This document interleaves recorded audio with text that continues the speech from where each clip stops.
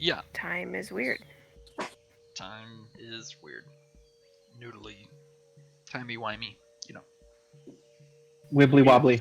Yeah. So, brief recap of the recap. You guys are journeying through, in the jungle of Cholt, to your destination, which lies at the heart of the jungle. You guys went to Camp Righteous to, I guess, sort of follow in the footsteps of the Dragon Squad who went ahead of you, and then found a strange phenomena, a time bubble, which had sort of set you in a different time. And in that time, you found the corpse of one Hildegard Ashglade hidden underneath of a wagon and a abandoned camp with no other corpses around. You were set upon by a horde of undead who came upon you like a foul, evil weather, and you were able to defend yourselves and fight them all off. Afterwards, you set up defenses and spent the night, or what you thought was the night, and then traveled back towards, or not back, but towards Camp Vengeance, where you met up with the Flaming Fists, who were in an outpost there, including one Hildegard Ashglade, now alive in this timeline. And from the clues in the journal, you realized that you had already, according to the book, helped in an assault against the Yuan-Ti, or assault from the Yuan-Ti, and you carried out that very same event in your own time. And were victorious. It was a pretty hard-fought battle. Hildy got her ass kicked, but survived. And the rest of you sort of held your own lanes, keeping as many of the soldiers alive as possible. And it was a pretty solid defense. A lot of soldiers are harmed, but only a handful actually died. And the temple, this Camp Vengeance, has been defended. And you guys find yourselves sort of resting after a long battle. If you haven't done a short rest yet, feel free to do that. I saw people doing that at the end of the session last time, which is fine. Questions?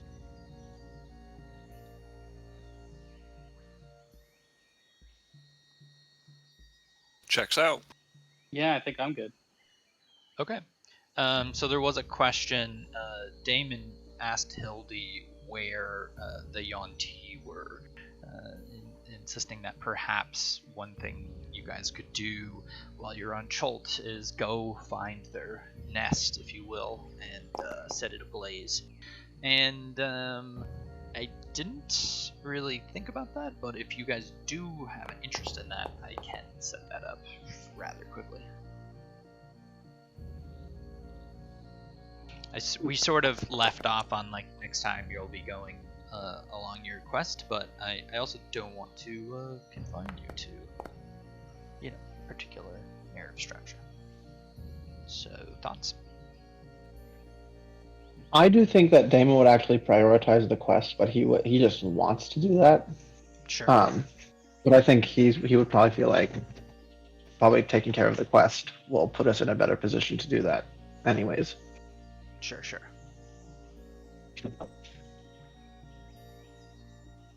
Osner has no qualms against that.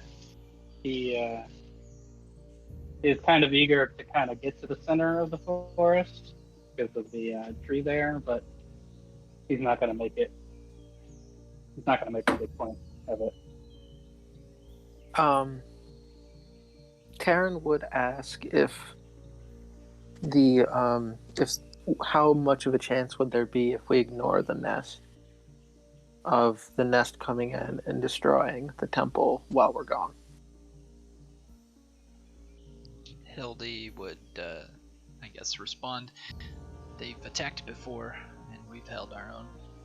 There will be more men coming in from up north soon enough, and we can reinforce it. Alright. She sort of looks at all of the dead Yuan-Ti and says, it'll take them a while before they can reach this strength again.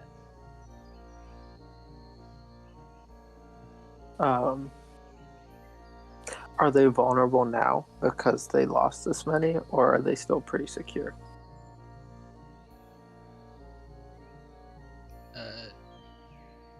She sort of looks unsure. She says it's hard to say in their nests that are particularly strong. Taryn would think then that if it's not risking our success to ignore it, it's probably better to do so and just move on. She sort of nods and sort of turns to all of you and says, whatever provisions you need for the trip, feel free to take them.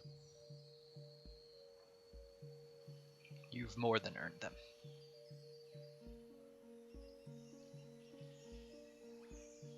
And she sort of goes off back to her room to rest and lie down and to take her armor off.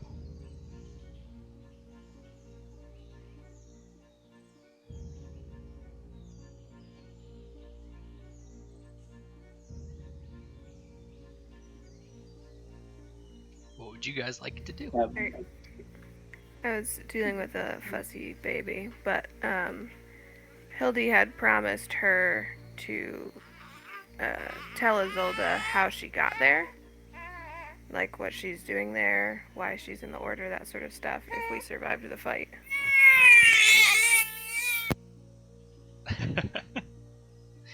Right, no need to yell. Yeah, Gillen, come on, man. Yeah, Sorry. that album's gonna be sick though. Mm-hmm. Yeah. So, if you do approach Hildy in her room, she'll have that conversation, but she's pretty fucked up.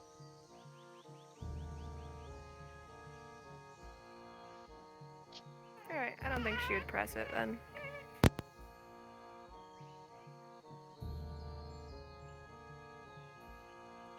Double back in the morning.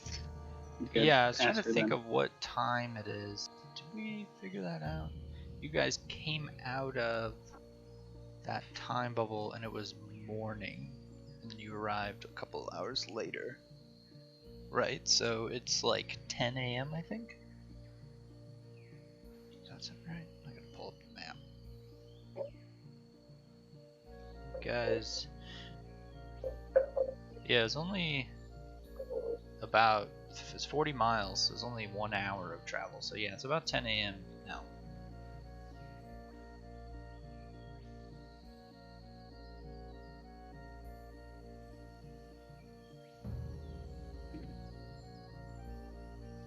Well, since do we want to take the day to rest? I kind of look at everyone. If we have the time, I'm not opposed to that.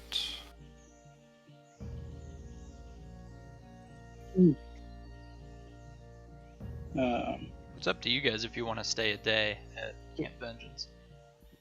If others need time to rest, I am open to that, but I myself am feeling quite well and would be ready to proceed immediately.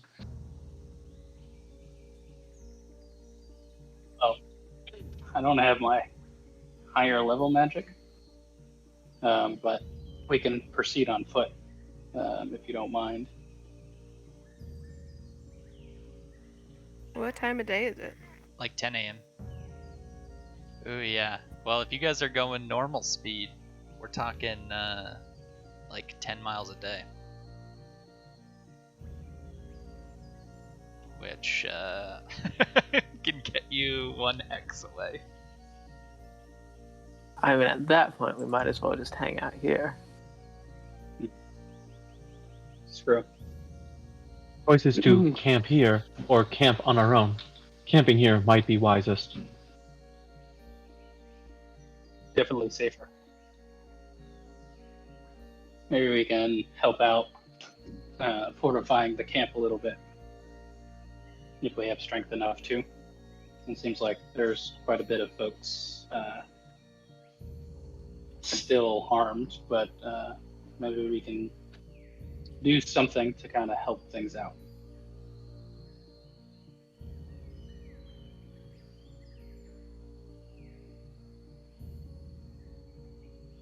Okay. So I'll say that narratively, you guys spend a day at Camp Vengeance. I'll need a few things. I want all of you to roll a d6 for me, and then I need some. Let's see. I'll do this part first. Atticus, still missing Isolde and Bosner.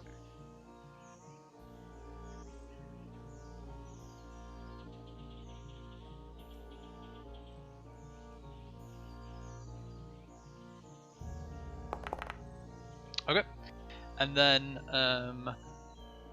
sweet. Everybody roll a d20 for me.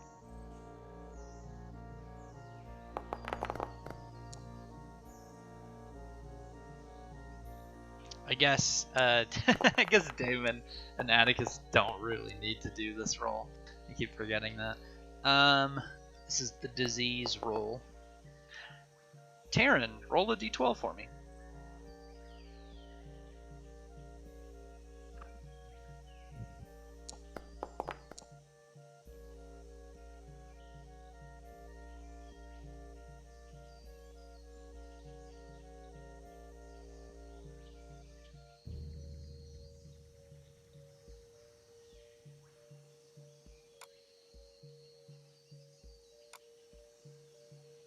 Am I dead? You roll a Constitution saving throw.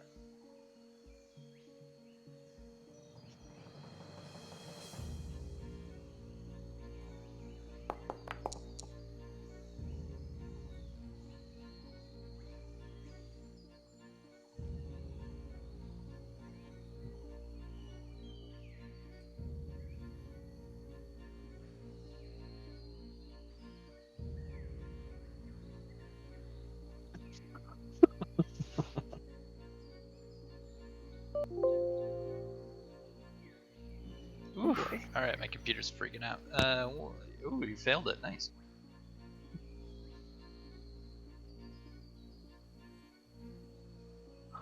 So it's So great to hear. nice.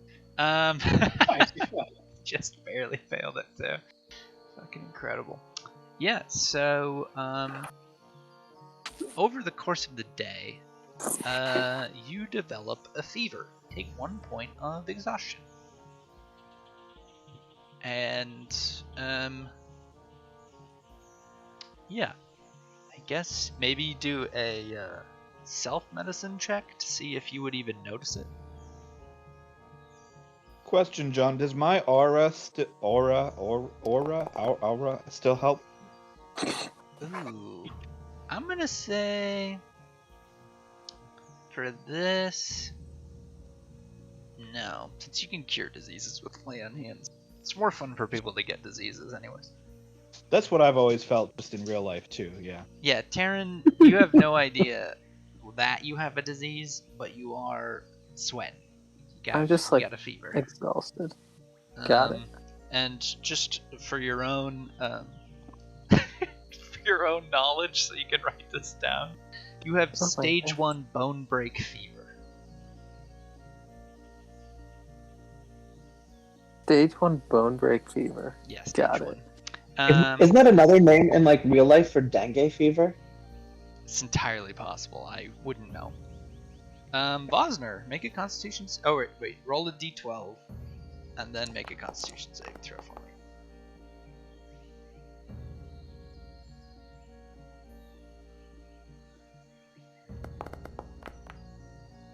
What? A gift. You have once again acquired the fever and black pockmarks on your face, and that's so noticeable. Anybody who sees you would notice it. But you do gain 1 point of exhaustion. What terrible disease do I have? You have what's called black fever.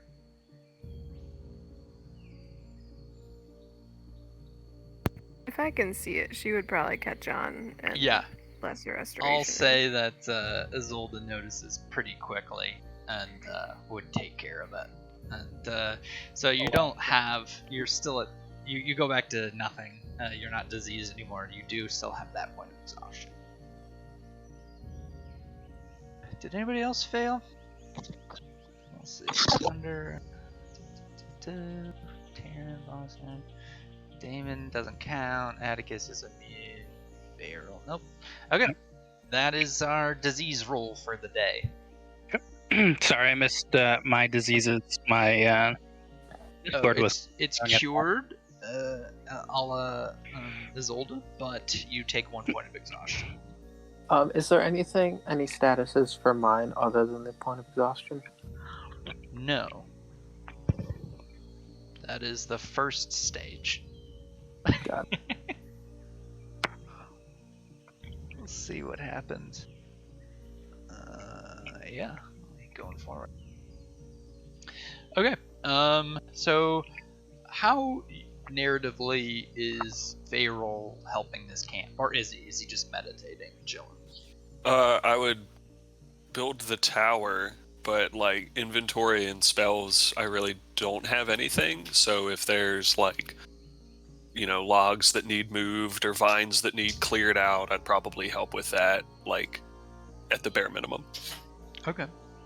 Yeah, I'll just say like you use your magic to sort of move some shit around. Yeah, I won't get myself dirty though. Yeah. Fair enough. And you erect your tower. Where is it? Is it like synergized with the building? Do you take a corner of it, or are you like putting it outside of the temple? I was wondering about that. If there's room in like a quadrant, I'd probably put it there. Or in the center maybe, but if not, then like just outside one of the entrances, let's say to the north or something like that. I feel like the center as their staging grounds would be a little presumptuous to take over the center, Okay. but I think you can take over like one of the corner quadrants and just Okay. like turn it into your tower. Yeah, we'll say this one here to the northwest is Cool. Yeah, and they're fine with that. They don't mind. Nice. What is Damon doing to help out? Damon would do one of like probably a few things, either like just to be on patrol with other people and do like grunt work and lift debris and move stuff out of the way. Or he, if it would be useful, he could like set up his bubble into like a makeshift either like resting area or infirmary for the injured soldiers and hang out in there, so that it stays up for as long as it's needed. Yeah, and they love your like. It's not air conditioned because you keep it at like what is it that you keep it at? Let's see. It was like it's comfortable and dry. That's I think the descriptor. Okay, so compared to the sauna, like the soldiers take turns hopping in and out of it, and like it becomes like a novelty in the group. Yeah, so it wouldn't be like as humid or whatever as it is. Right. They go inside Actually, and it's not that dry and not hot, and they like, yeah, it's like the cooler. Yeah. So I make that available for people who need it. Sweet. Yeah, that's cool. What does Atticus do? I guess, yeah, Atticus, you're sort of in your main haunts. Been here multiple times. Right. So, I mean, Atticus kind of slips into a sort of soldierly routine, like tidying things up, helping to reset some of the boundary areas so that there's cover and that kind of stuff. But you guys kind of notice, if you're watching, that while the other soldiers recognize him and seem to respect him, there's also some kind of sense of distance there, like that he's kind of to his own, that they're a little made uncomfortable by him in some ways.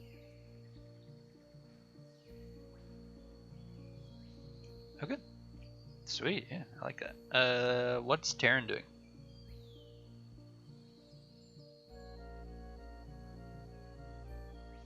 He's basically doing the same thing as Vero, but taking a lot more breaks. Gotcha, yeah. You're sweating a lot after all that work. You didn't even do that much work. It's weird. It's fucking jungle, man. And then let's see. Let's move on to Bosner. What's Bosner doing? Yeah. I guess Vosner will spin one of his wild shapes to be. Let's see. Something useful.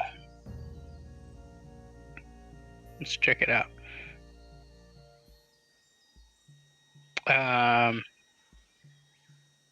Well, he'll become a giant scorpion. Jesus. And let's use that ability. So he'll become a giant scorpion and just like lift heavy things, like clearing trees or like erecting different boundaries with whatever, just to be helpful. And seeing if there are signs of like, like druids around, looking out for special marks or people who are close to nature. Maybe there's something that maybe past druids left behind. Make a religion check with advantage. Ooh, cool.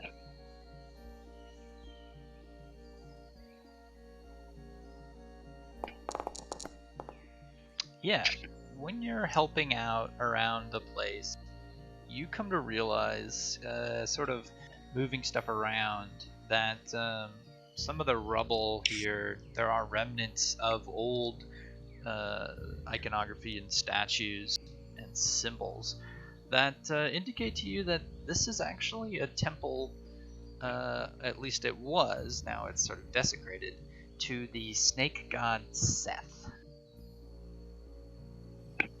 Snake god Seth. Okay. Yeah, I think that's how you say it. It's like two S's, ETH. Seth. Like how a Seth. snake would say Seth. Seth. Got it. Just a bunch of silly snakes. Okay. And would I know, or I guess put two and two together, that this would be sacred to the Yanti? I think, yeah, you could draw that conclusion without too much of a leap there.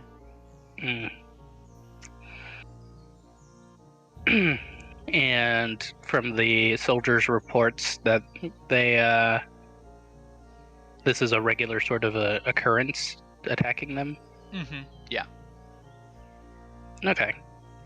And when we were in the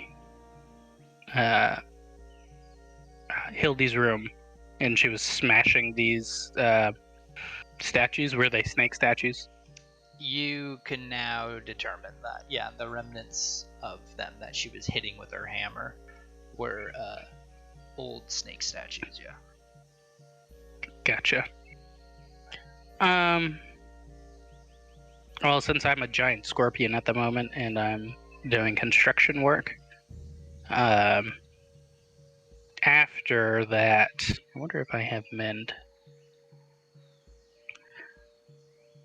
I'm gonna see if I have mend. Nope, I meld into stone. I don't think I can do this on my own. But I'll, after I'm done working, see if anyone has the spell mend. And I'll go to Hildy and I'll say, I think I have an idea of why the Yanti keep attacking your installation here. She looks up at you and says, go on. Oh, this seems to be a temple, an ancient temple, to the snake god Seth. And this is probably their god. And your presence here would be disgracing the temple. So maybe... Oh, go ahead. She sort of doesn't, like really react to what you say, and eventually she says, and land, yes. Well, if you don't want to be pestered by the Yuan-Ti, maybe it would be wise to take some of their sacred statues or icons and create a shrine not too far away. Something that's visible as a sign of peace. Perhaps that will relieve one headache. She considers it and then sort of looks back around to the temple and says, "Do you know what Seth stands for?" It's chaos, and evil, and consumption. When we took over this temple, we smashed it for a reason. It symbolizes everything we hate about this godforsaken jungle. Well, like you said, Seth is a god in a chaotic place, but I don't think it's forsaken. So, what you might be against, some others might be for, and a simple act of recognition could mean something much more than what swords can. It's up to you. I don't necessarily align myself with the gods. Nature is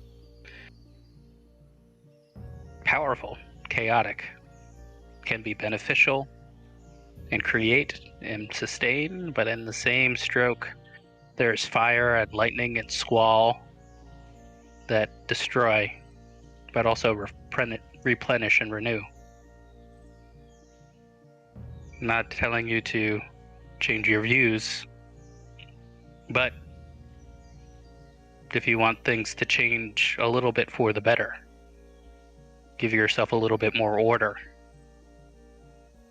Give chaos its proper place. She smiles and says, "The proper place for chaos is under the firm control of order. And the only place for the Yuan-Ti is hell." Well, if the jungle is hell for you, I suggest you make a shrine. Maybe if someone knows mending, we can offer them their statues back.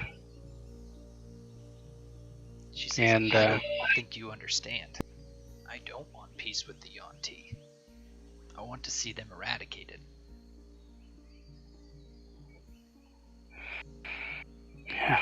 If destroying their temple and desecrating it brings them to my doorstep, it saves me a trip. I think they're just trying to survive the best they know how. But again, your call. I think it would behoove you and the cost of some of your men, if that's truly what's important, to do this small act. But I figured I'd just bring some wisdom I've gleaned. She nods. But she's clearly not going to change her ways. Vosner tried and doesn't feel one way or another. It's kind of sad that the snake people don't have their stuff, but that's not necessarily his problem. Can you tell by the age of the temple, like how old it was? Do you think it was like before the wizards were doing like their weird magic stuff, or can you not tell? I would say at least 1,000 years old, but it's hard for you to gauge. At a certain point, it becomes pretty tricky to date things. Gotcha. And was that the age of the temple older than the strangeness of Chult, or don't think you would be able to discern that. I know Veril was sort of cluing us in, but Yeah. I can go ask him. Veril, Sure. Yes. when did you say the wizards or sorcerers or whoever, the spellcasters, were doing their strange magics here? When did I say that? I want to say it was like centuries ago. Check my notes.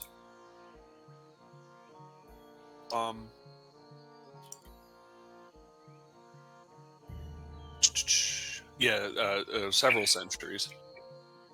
Several centuries. Yeah. So, not necessarily 1,000 years. But the temple we're on, or this fort, is a temple to the snake god of the snake people that we just killed. So I'm thinking, if we solve the brokenness of this jungle, it could provide a lot of healing. But also, I kind of don't want to let these beings just keep coming and dashing themselves on these rocks, if it were. Do you know the spell Mending? I do not. No. Ah. Okay. Well, it may be too much trouble then, but I'll see if anyone else in the party has that. It may be we can restore one of these statues and bring it off campus or off a ways from here, so that we show a little sign of respect. Worth doing if it can be done. Yeah. I know Hildy wouldn't, and our paladins would not necessarily be too keen on it because they want to see these beasts eradicated, but at the same time, I think it'll at least save a few men if it works.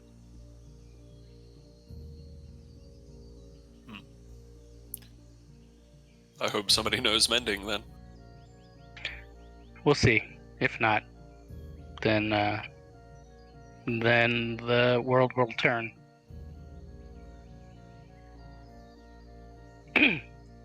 So essentially, I just go around the rest of the party to see if anyone knows the spell, but if not, I'll drop it.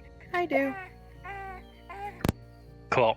I explain all the things, and since God has gone away, we are now free, truly.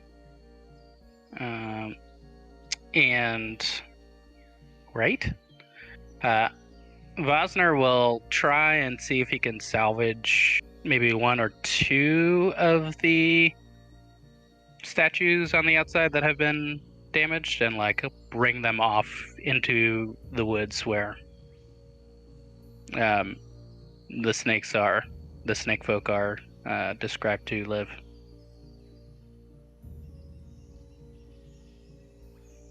Why are we doing this? Just to make amends.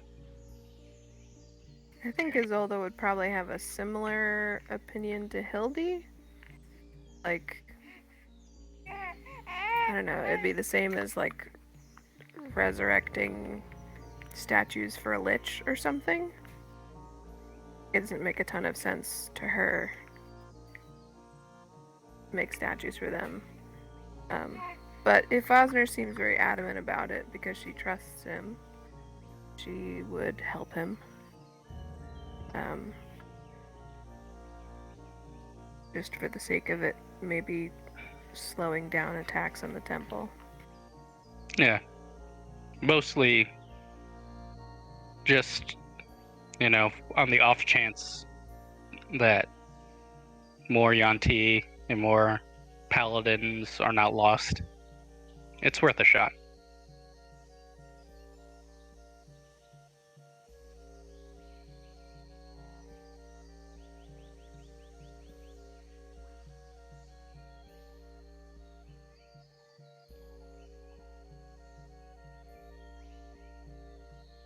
But, like, is it relevant to what we're doing? I mean, we're stuck here for a day anyway. So, we'll get the spell back. And we're not chasing down the Yonti either.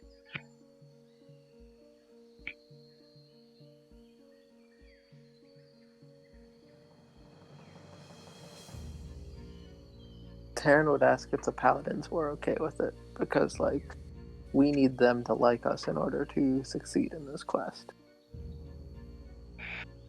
Yeah, they don't. They just want to kill them. So.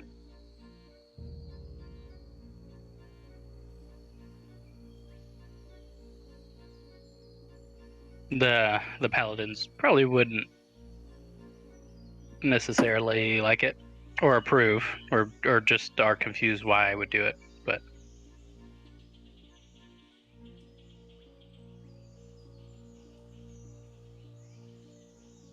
if you think it would be too much of a hindrance, I guess we could let it go. Taryn would suggest, like, if we want to do this, to hit it on the way back instead of right now. Probably If that makes wise. sense. It's a very noble thought, but I think Taryn's right that it's probably better that we don't put ourselves on the out with the paladins. Be pretty shitty. I mean, Monty did just kill a bunch of their companions. So it could be read the wrong way if we go and resurrect shrines to the...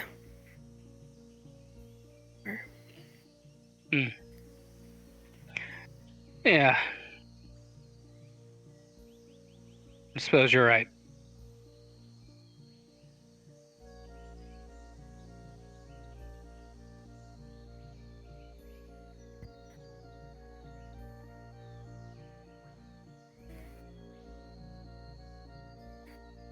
Sorry about that. I'm back.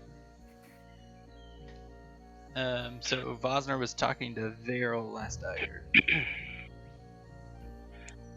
Yeah, we sort of brought it back to the rest of the group, and we'll do it later. Do what later? Essentially, take one of the statues and further off, maybe towards the Yonti, and create, or at least give them back a little bit of their sacred space. But not now. We'll do it on the way back after we finish our main quest. Fair enough. Okay.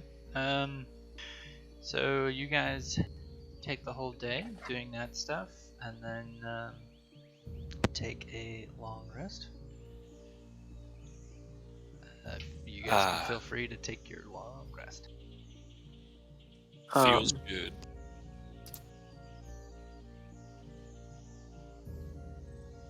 Okay. Do I keep my exhaustion? You stay at one point of exhaustion. So you wake up sleepy, wake up tired, and what were you at? Bone break fever. Let's see. So, like, normally I would lose it because we have the nice. Right. But, like, okay. So you lose the one you had, but you gain another one because you're still Right. a fever. So, like, I'm just stuck at one. Correct. Type of thing. Got it. And so make. Oh shit! Did you critically fail the save? Yeah, I rolled a 1. Oh fuck! There's rules for if you critically fail. So interesting. Okay, so I'm just gonna say I'm gonna roll that into today, and say you also are experiencing a great deal of joint pain, which gives you disadvantage on physical activity. So I'd say any sort of, like check where you have to climb something, or spell saves, that kind of thing. that require moving. Like not a wisdom save, but a dex save and con saves, I'll say. Got it. And so, make a Constitution saving throw for me today. Oh, fuck you! God damn it! I have to make it uninteresting. Oh, it's an ability. You should have done a save too. I think you're proficient. Nevertheless, you, on your second day, completely recover from your disease. I don't want to fuck Stan, but should that have been a disadvantage if he has joint pain? Oh yeah, it should have been. Even though it's a save? Alright. Yeah, you still succeed, but you're not fully cured. You still have a fever. And I'd say make another medicine check to see if you notice that like something's off. Waking up with exhaustion. Yeah, you for the first time realize that you think you might be ill. Alright, then I'd talk to Isolda about it. Very well. First thing in the I will morning, you try wake to up, cure figure him. it out, and turn to the healer. Mom, I threw up. Just everything's sore. Do I have to go to school today? Yep.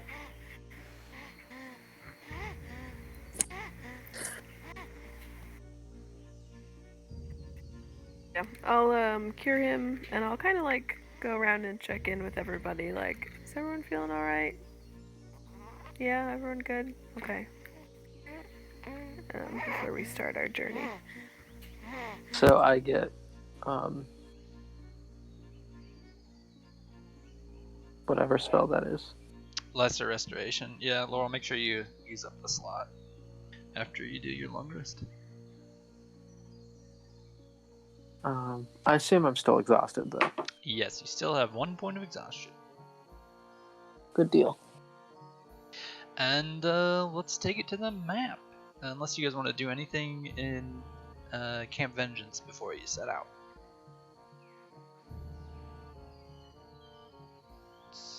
Yeah. Oh. So before, I was just doing my spells. Vosner, before we leave, he's going to cast divination, because I know that, or I have access to it.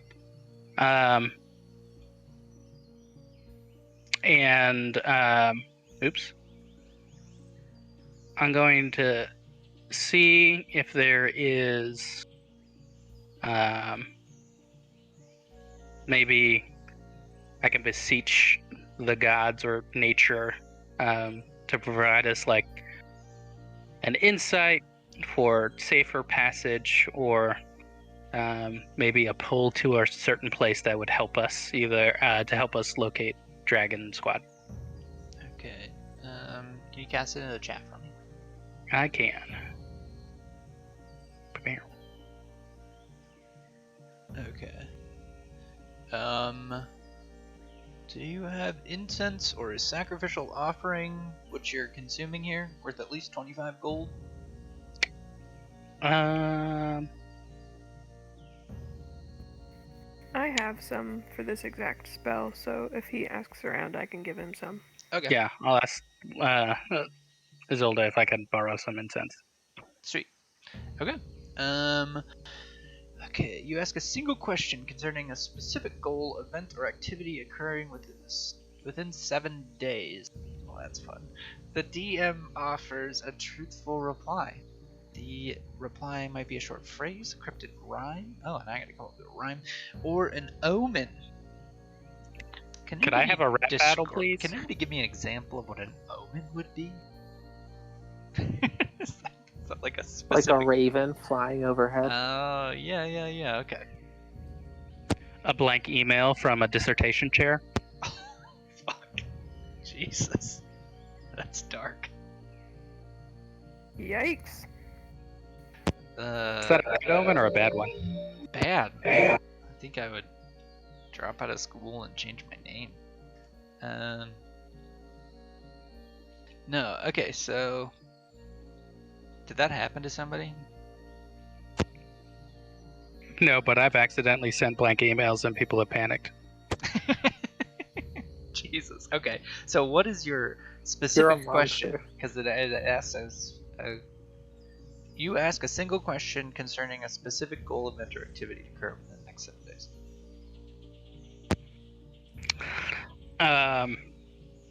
I say, single question, a specific goal. I ask,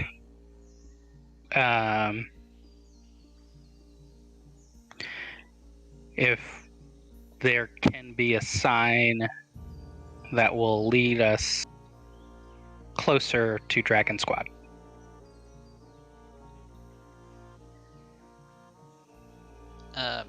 Or is that more of a divine intervention? Yeah. I feel like I would then ask if heading to the center of the forest would bring us closer to Dragon Squad. you get. What would be a cool yes omen for Vosner? Like, how would that manifest in nature? You got any cool ideas for that? Here's a cool one. You go out in the middle of nature to cast this spell, get focused, and as soon as you cast it and work through the ritual of it, because it takes one action. I'm casting it as a ritual. Oh, because it's R. Yeah, but it'll take me 10 minutes to do if it's a ritual. Does that mean it doesn't consume the spell for druids, or is that only a wizard thing? It doesn't consume the spell slot. Okay. Trust, that's true. I have no idea. I don't play druids. Okay, so yeah, you cast it, and as you cast it, all of the flowers around you and the various trees begin to bloom and open up brightly, indicating to you a yes answer. Okay. I'll come back and I'll tell the group that our current course of action seems to be the correct one.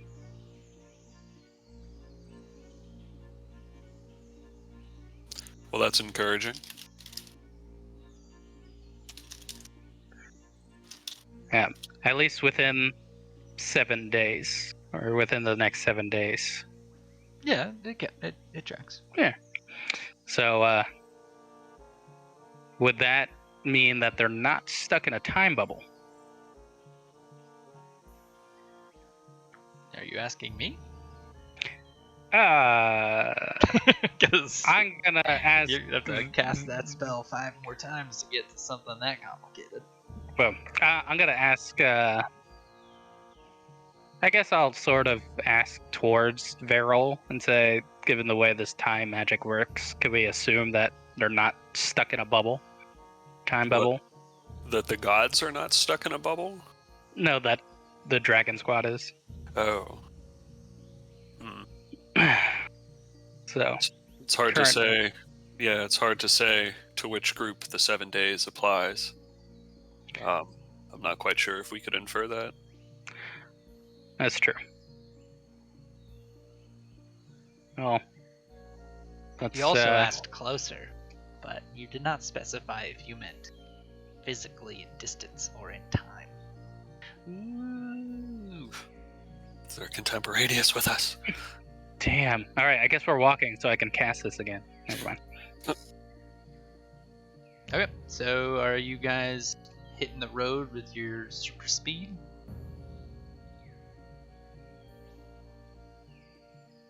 Let's do it. Okay. Good. Yeah. Feel free to cast Windwalk. And let's get some rolls going.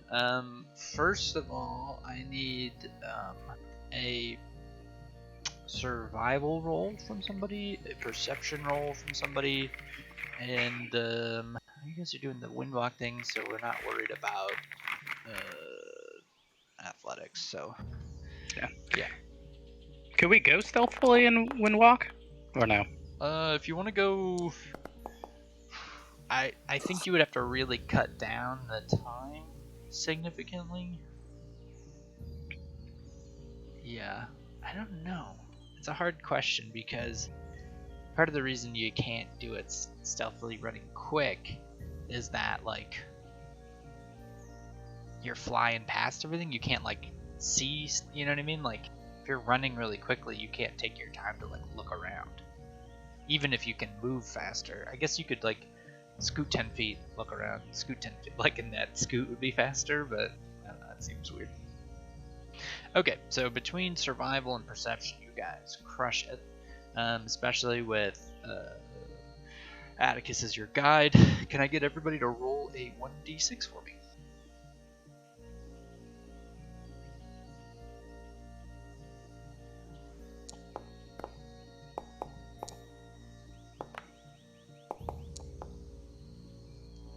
Oh, yeah. Okay. Oh yeah, I hit the wrong button. No, stick with your roll. I didn't actually roll 136 on a d6. No, I'm pretty believe sure you. that's possible. It lands, like, right on the edge up on top. So where are you guys going? I guess I won't plan out your route for you. There's a few things to mind on the map. First of all, there's a big old swampy marsh right in front of you if you go directly south from where you're at. Which, as wind walking, shouldn't be a problem, concerning you guys just sort of, like, run across the top. Sort of treating it like, well, since you guys are essentially flying, just treating it like, you know, you can go over any terrain you'd like. But, you know, there are different things in the swamp. So that's sort of your Are we trying to spot and avoid any of those shimmers? Or are we kind of just like, if we want a minute time bubble, we're just plowing through it? I mean, Vosner would suggest before we get all windy that we do our best not to fall to time. So, if there's a way that we can adjust our pace so that we can at least perceive it when we're flying over the canopy, that would be helpful. Sure.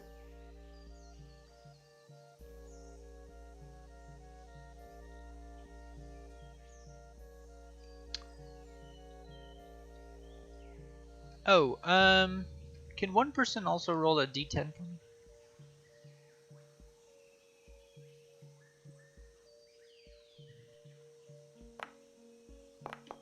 First one counts. Okay. As you guys set out today, it is cloudy, and you hear thunder kind of rolling in the distance, and it is beginning to rain.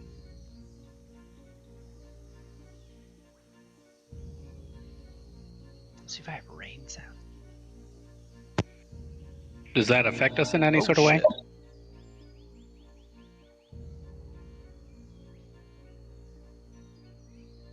My robes become wet and itchy, and I'm irritated by it.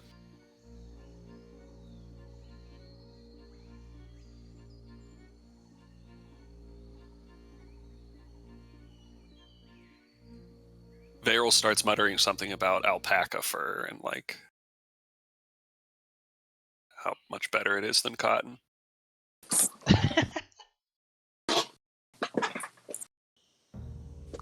That's amazing.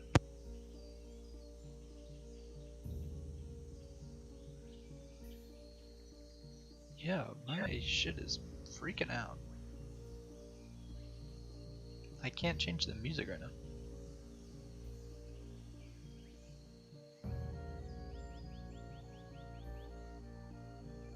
Huh. I, like, broke everything.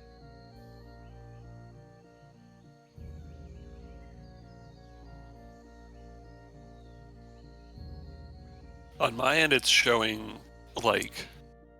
Oh, there you go. You're getting rid of some of the sounds. It was quite full. It's usually not so full. Yeah, I had two different things going, but I tried to add a rain soundtrack, and then it played like 50 tracks back to back, and then nothing, and it was weird. Currently, I just see Michael Gelfi ambiance.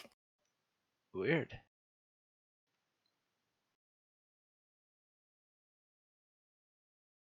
Reloading my shit, see if that fixes it. I may have discovered a bug.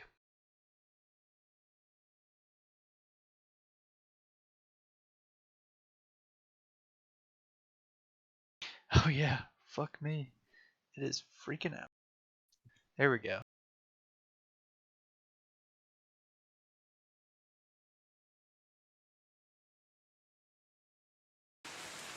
There we go. That's what we want to hear.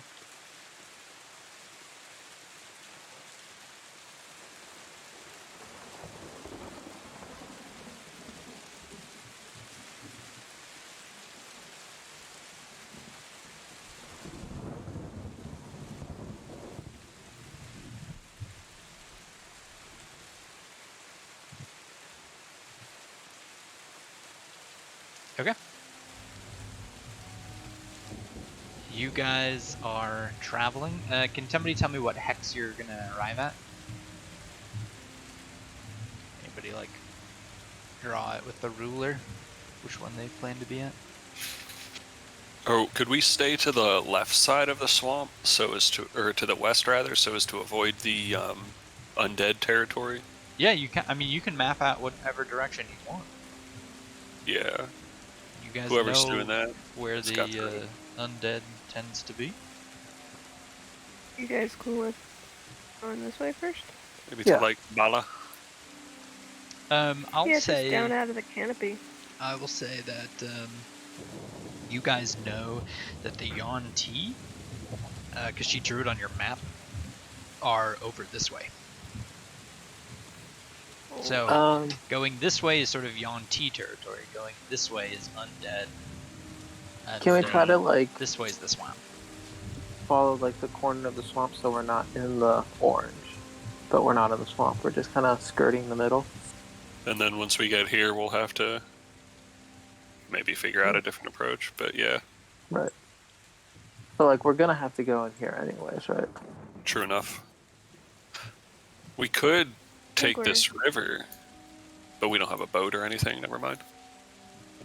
I think we're also better equipped against undead than we are against the 1T. True. Yeah, like we should do the things that don't fuck with our minds. Oh, it's Taryn sad that he got charmed. Just bitter. Bitter. I mean, it's pretty crazy that I really haven't subjected you guys to wisdom saves until like now. I'm just such a lazy DM. I'm like, I don't want to deal with fear and charmed. It's a lot of work. Those spells have a lot to read. Fireball, that's simple. Point, click, boom. Or like meteor swarm or something like that. We'll Anyways, never Do you know. know, Yeah. do you know what's in the swamp? well, imagine what this jungle is filled with, and then extrapolate that into also swamp monsters. I will say you got a little taste of it with the frog behemoth. You guys Yeah, have been I following guess- the river, which has been, fairly aquatic. Yeah, southeast is good. Try Yeah, to stay well, over the plains here. Stay out of undead territory, but not wander directly into the swamp.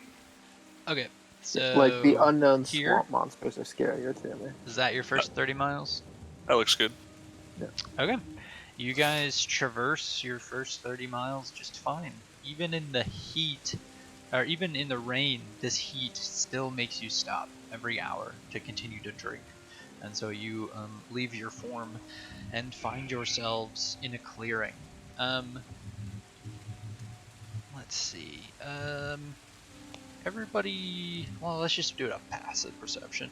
Isolda, in the distance, not too far away from where you guys have stopped to sort of take a breather and drink something, you see a sculpture. A small little altar with a stone figure on it. I do like a religion check. Do I recognize the figure? Yeah, roll a religion check. Could I help with that? Sure. Are you guys all going up to it, or are you just sort of still looking at it from afar? And I was gonna go up to it and check it out. Sure. You hike over there. It's only, about 40 yards away from where you guys stopped, and or maybe 20. Actually, no, 40 yards, not 40 yards. 40 feet. And yeah, it is a small sculpture. Roll a religion check. It is a sculpture which is to the goddess, or to the god of the Yonti, the god Seth.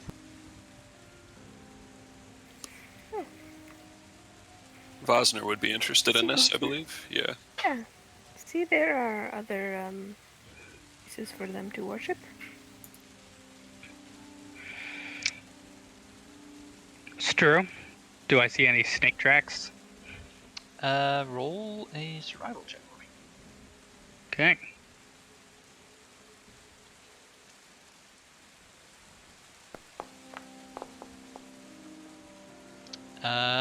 You do seem to detect snake tracks. Large snakes have been here.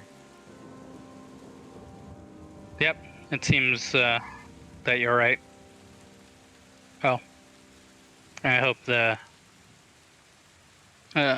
paladins take that wisdom and use it to their advantage. I just hope we don't run into any of the 1T. We'll just Yeah. kind of keep walking.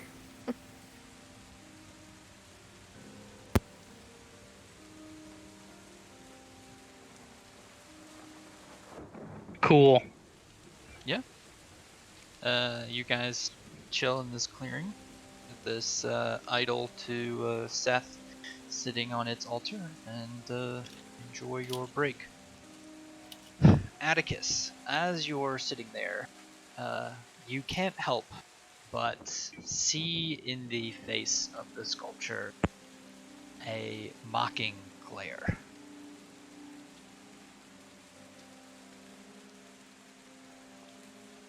Yeah, that checks out.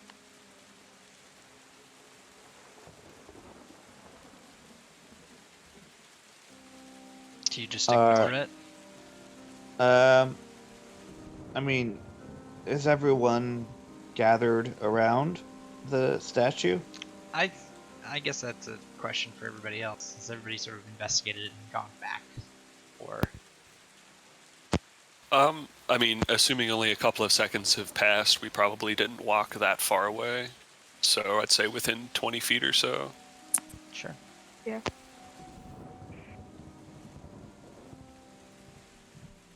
Do we notice Atticus, like, making eye contact and making strange expressions at I don't this? think Atticus has done anything yet. Yeah, Atticus is gonna walk up to the statue and sort of stand staring up at it. How big are we talking here? Not too big. The altar is probably like 2 feet off the ground, and the statue itself is probably only 3 feet high, so you're taller than it. Alright, so not looking up at it then, just looking at it. Yeah, and sort of the rain bouncing off the figure, and the thunder booming overhead.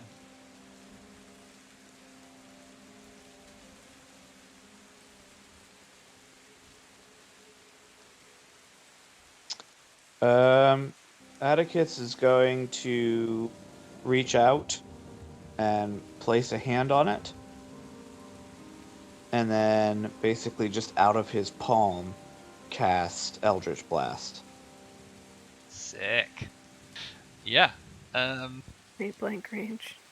At point blank range, you shatter the statue to Seth, and it explodes into just rubble on its altar.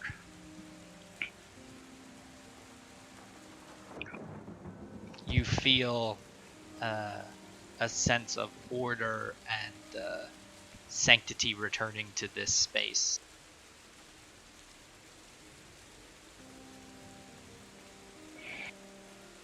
Atticus kind of gives a somewhat self-satisfied nod and turns and walks away. Does anybody say anything? Damon says, "Thank you for doing that. I feel better already."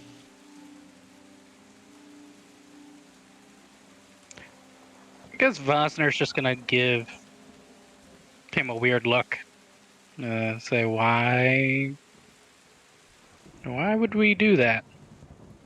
But not say anything.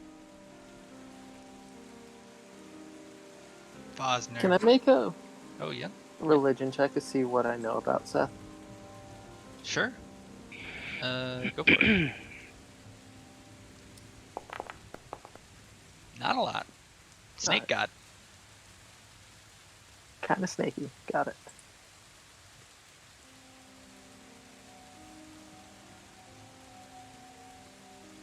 As you guys are sort of standing there, Bosner, you witness this, but say nothing, sort of just standing there in the rain as Atticus continues on, not minding any of his what he's just done.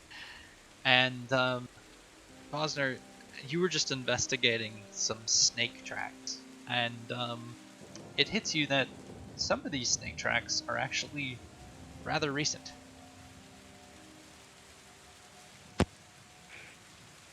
Well, I'd say to the rest of the group, now that that's been done, we may want to leave sooner rather than later, because some of the worshippers are probably nearby. They wouldn't be too happy if they found us. And as Bosner turns to tell you this, slithering up behind him, a massive snake slides out of the marshy water and poises to strike behind him. And we're going into combat. Oh, wonderful. See, just be nice to things, don't be dicks. But never Probably mind, would have no. attacked us either way. As you, I don't know if, like, does Atticus see this snake coming up? Yeah. Atticus everybody sees it because Bosner addresses the group, and then all of a sudden behind him, it looms. If anyone happens to notice Atticus when he sees it, like, he gets a sort of sick grin on his face. Like, the thought of getting to kill more of them just fills him with joy. And you guys find yourselves surrounded as a bunch of snakes begin to pour out of these swampy waters towards you. And we are in combat. Oh wait, did it not? Says it's not started. Okay, there we go. Looks like we won. Very narrow vision too. Is that intentional because it's a clearing here?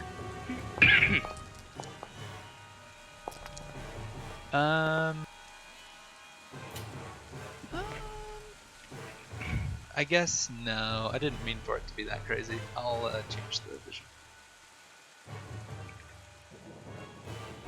There we go. That'll be a lot easier. Cool map. Thanks, yeah. People have been on point with their jungle maps lately. It's been easy to like fill this whole game with sweet maps. I've just had like, once I started planning for this arc, I swear to God, every day I was like seeing another cool jungle map posted to the subreddit I checked for maps. Isolde? Yeah, cool. Okay. Sick. Varel. Oh yeah, let me put Bosner where I was putting it before. Varel, it is your turn. You guys all see, I'm gonna put Atticus by the statue, which is over to the right here, that he destroyed. Alright, first thing I'm gonna do is cast oh wait. Can you Misty Step and cast a spell? Or am I You can misremembering? Misty Step and cast a cantrip. Okay.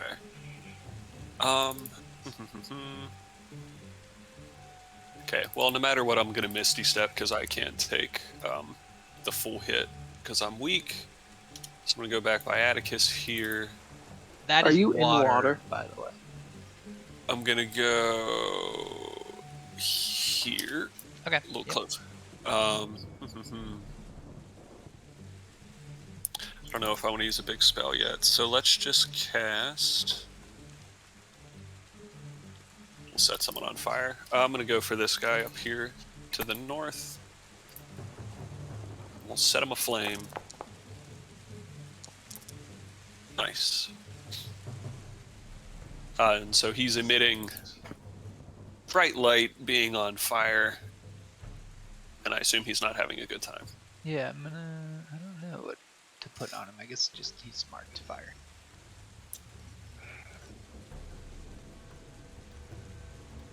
Oh, hold on. So that's magic fire, so I don't believe that like affects anybody if you get within range. It should just burn it.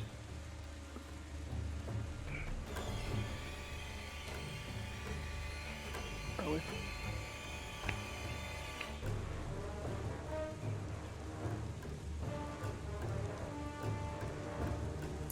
Sorry, I'm getting fun. I'm trying to do something funny. Do it, man.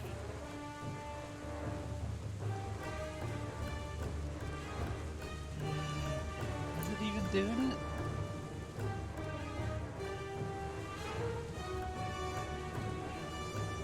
Yeah! Oh, nice. Oh, sweet, dude. The first draft. Oh, I dig it. That's better. Okay. Yeah, some shit you can play around with this game. Okay, so you light him on fire. Is that your turn? Yeah, that'll do it. You can also move, after you Misty Step, if you want to Yeah. move additional distance. I am better at range, so yeah, I guess after all that, I'll get Sure. a little closer to the altar. Damon, it is your turn. And I'm gonna get rid of this concentration thing because you're not actually concentrating. Yet, at least. I'm about to be, yeah. Yep. We'll just go ahead and do this. And then I'm going to come up here, get in front of Osner, and tell this dude to back off. Sick. Yeah. Okay. Now I'm gonna crouch low and ready for my next big swing. That's the end of my turn. Alright.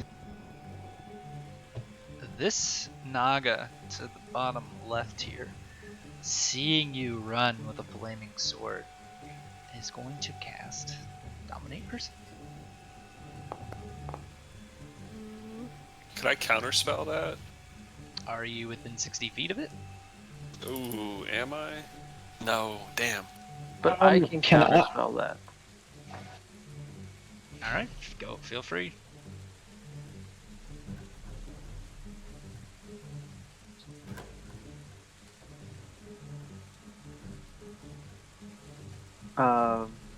I'm assuming I need to make a. Yes. You'll have to. Oh, this was a mistake. Like a 'cause it's at 15? disadvantage. Yes, you are at disadvantage. Um, Or wait, no, you're not at. Oh, you are Well, I'm because exhausted of exhaustion. still. Got it. That's control, right? Yes. Nope. You oh, failed the And- counterspell. I got you, am, fam. am I able to make? Oh, okay. A counterspell? I'm gonna chronal shift Terran's roll because he's within range of my new robes. You can make. You can force to re-roll. I still think it's at disadvantage. Does that make sense to everybody? Yeah, It does. If it's just a re-roll, then Yeah. if he's making rolls at disadvantage. it'll Yeah. still be better than a 2, so let's try it out. Yeah, go for it. I really don't want Damon to be restrained here.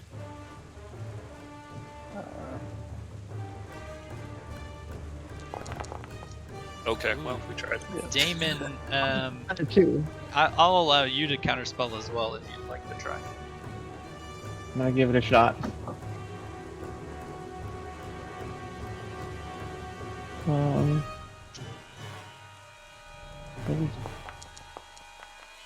Hey.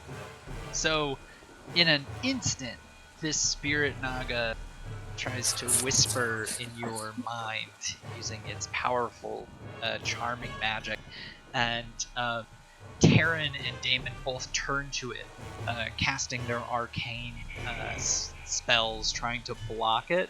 and Varel, seeing Terran's sort of magic glyph in the air start to fall apart as he fails, also tries to lend a hand from a distance to bolster Terran's magic abilities, but luckily, even though he fails to do that, Damon is able to carry out the counterspell and keep himself from being charmed. Vosner, right next to me, would probably hear Damon very quietly but intensely be like, "No." And this Spirit Naga is going to sort of slither backwards away after that failed cast. On this Naga's turn, they are going to try and charm person Terran. Should have saved my counter spell. Terran, you are now dominated. Let me read what that actually means. To be fair, Varel could counterspell this. No, wait, never mind. No, he can't reach it. Okay. While the target is trying to use a telepathic link to view a plane of existence, you can use this telepathic link to issue commands to the creature while you are conscious, which does its best to obey, and blah blah blah blah blah. Am I? I'm a warcaster.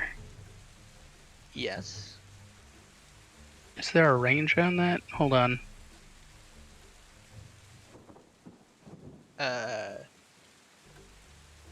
Well, it has to be an opportunity attack, right? You perform somatic spells. Oh, maybe I'm thinking of something else. Yeah, I think there is a thing where you like. Yeah, like if it's specifically a spell, then I can use my reaction to cast a spell, and sort of like Sentinel, only if you're casting spells. So That sounds somewhat familiar, but I can't remember what it is. it's not warcaster though. So each time the target creates damage, it takes a new Wisdom save throw against the spell. Okay. Does it say anything about at the end of your turn? I think it's whenever I take damage. Oh, okay. So, Terran, you are dominated. In your head, you hear the snaky whisper to kill all of your friends. Alright. So you have to do your best. The Yuan-Ti Pitmaster is going to...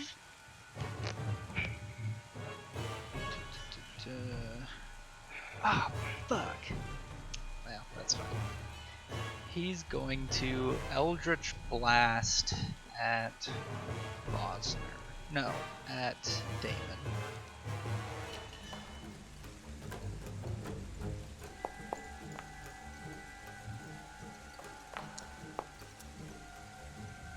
Missing 3 of them in a row. And then he is going to move this way. Bosner, it's your turn. I'll whisper to Damon. Yeah, they suck. But we kind of started it. And so Vosner is going to, so he doesn't affect anyone.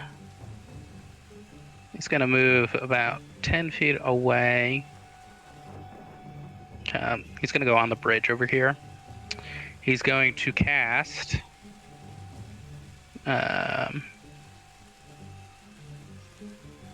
this spell. I'm not concentrating on anything.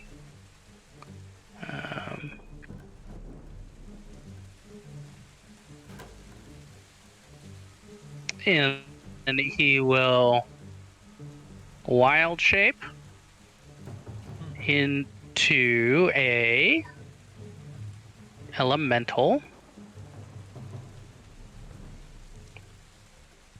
a fire boy.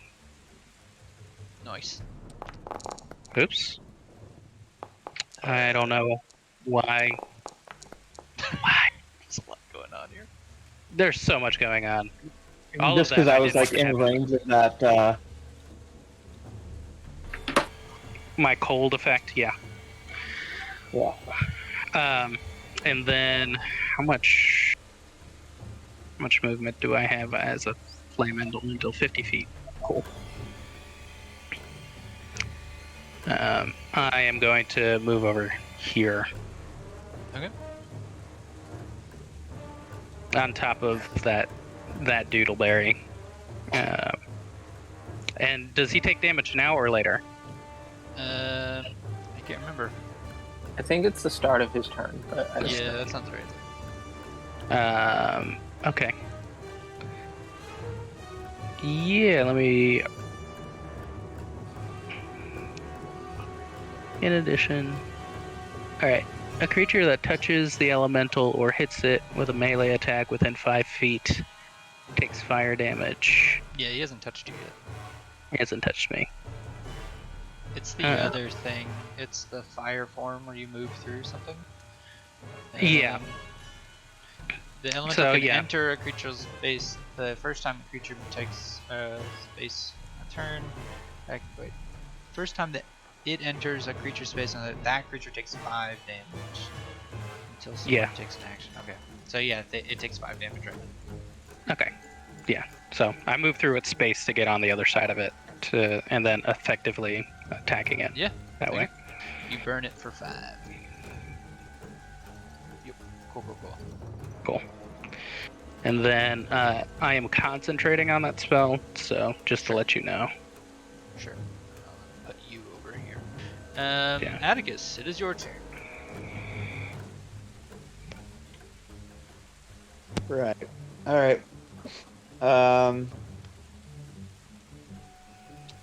Let's see. Atticus is going to move.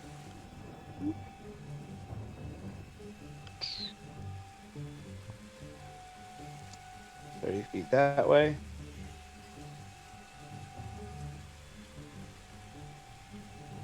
Just gonna target this guy.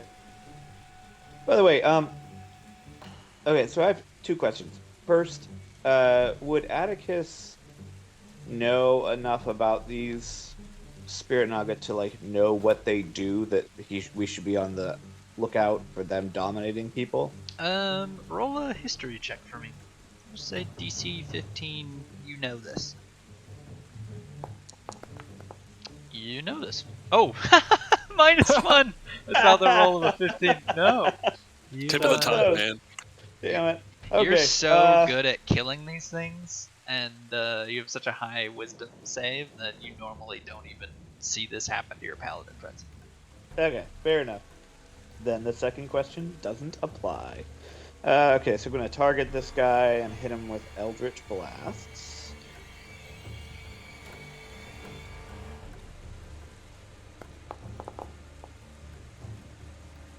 Or maybe I won't.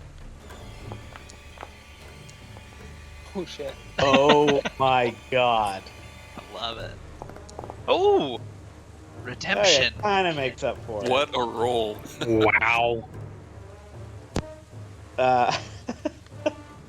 And then I'm going to need your help with this because I'm then going to place a spiritual weapon. And I think I might actually go ahead and place it up by the one up north. There. Okay. It's got to be within 60 feet? Yeah, I got it for you. I think, feel free to click on it. I've given you full permission. Oh, nice. So, how does this work now? So how do I attack with it? If you click on it and then target the guy, Okay. then... Oh wait, those things aren't equipped. You cast it at 2nd level? Yes, I actually need to put that in the chat. Okay, if you click on there in inventory, weapon attack, 2nd level. Yep. Oh, look at fucking you. God damn. Did the exact same damage with that crit too. Sick, yeah. His dice are definitely stacked here. Yeah, there's something weird going on here. 2 crit fails and 2 crit successes. I like it. Yeah, with the same damage each time. That's it for me. Okay, nice. Moving on to Yonti Pitmaster, who's going to come over here and cast.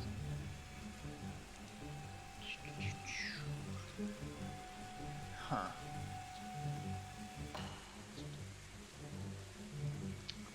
Is that a touch spell?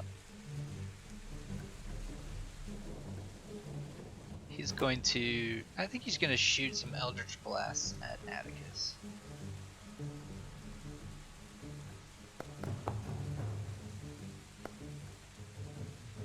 Oh my god, it's targeting the Spirit Hunter. And a last one at Atticus. Yeah, there we go. Hits you for 10. Okay. Yeah, I was gonna fight back with the, but I'm just gonna let it go for now. Save my reaction. Okay. The Spirit Naga here is gonna scoot this.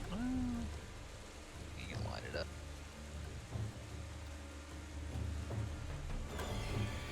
I don't think he can hit everybody. Very well, he'll just do these two. He is gonna cast Lightning Bolt.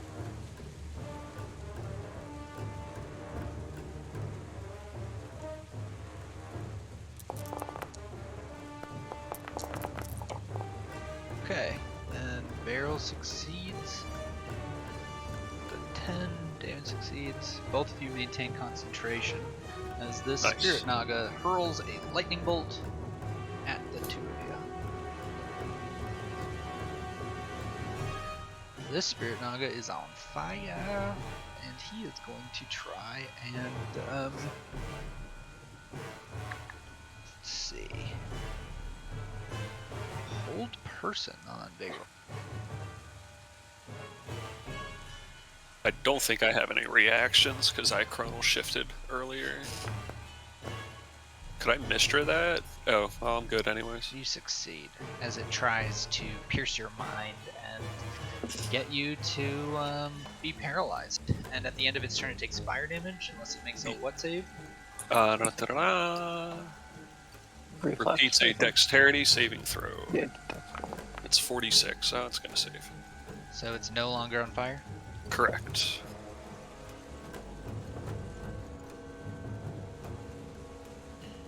I like that effect. That's super cool.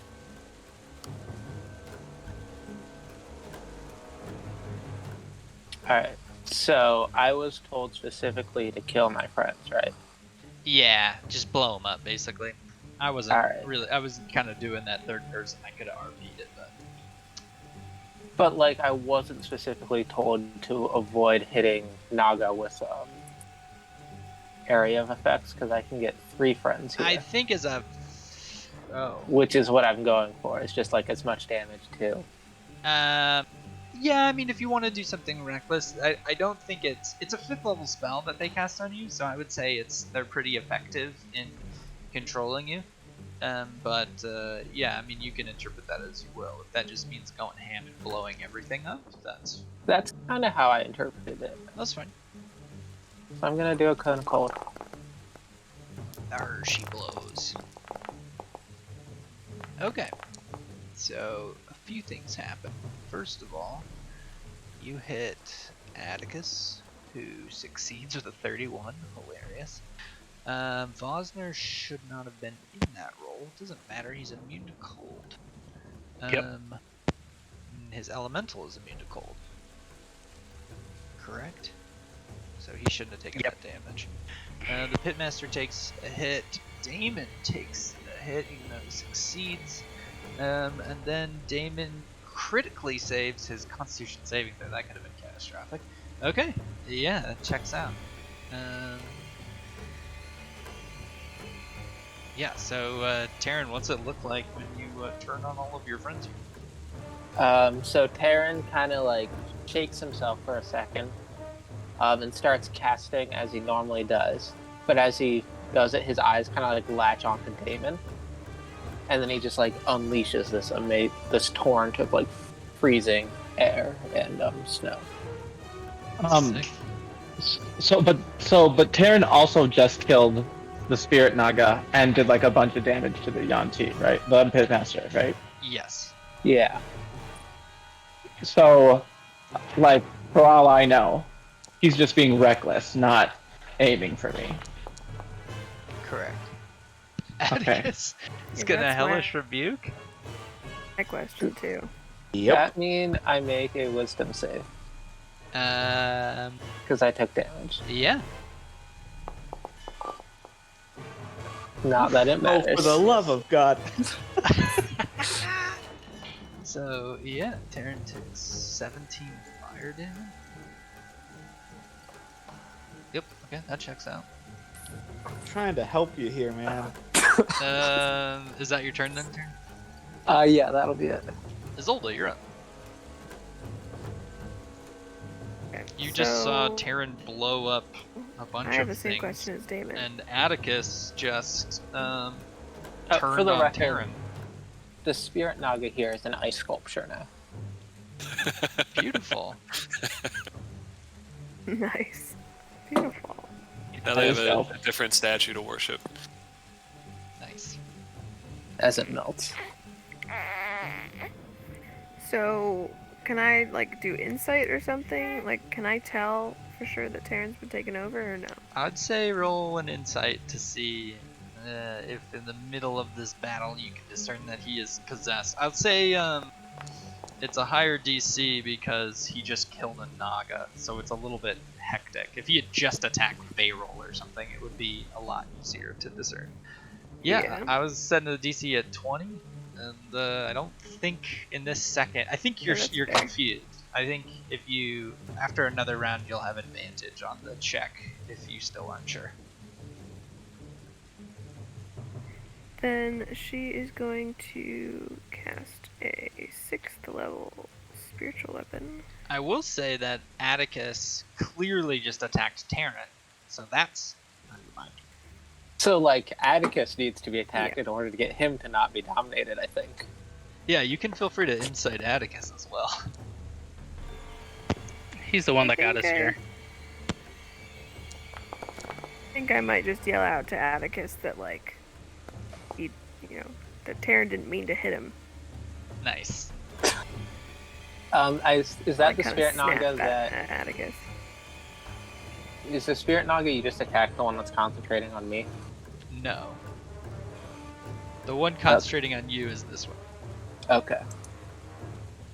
Because that's going to be the better way to break this. Okay.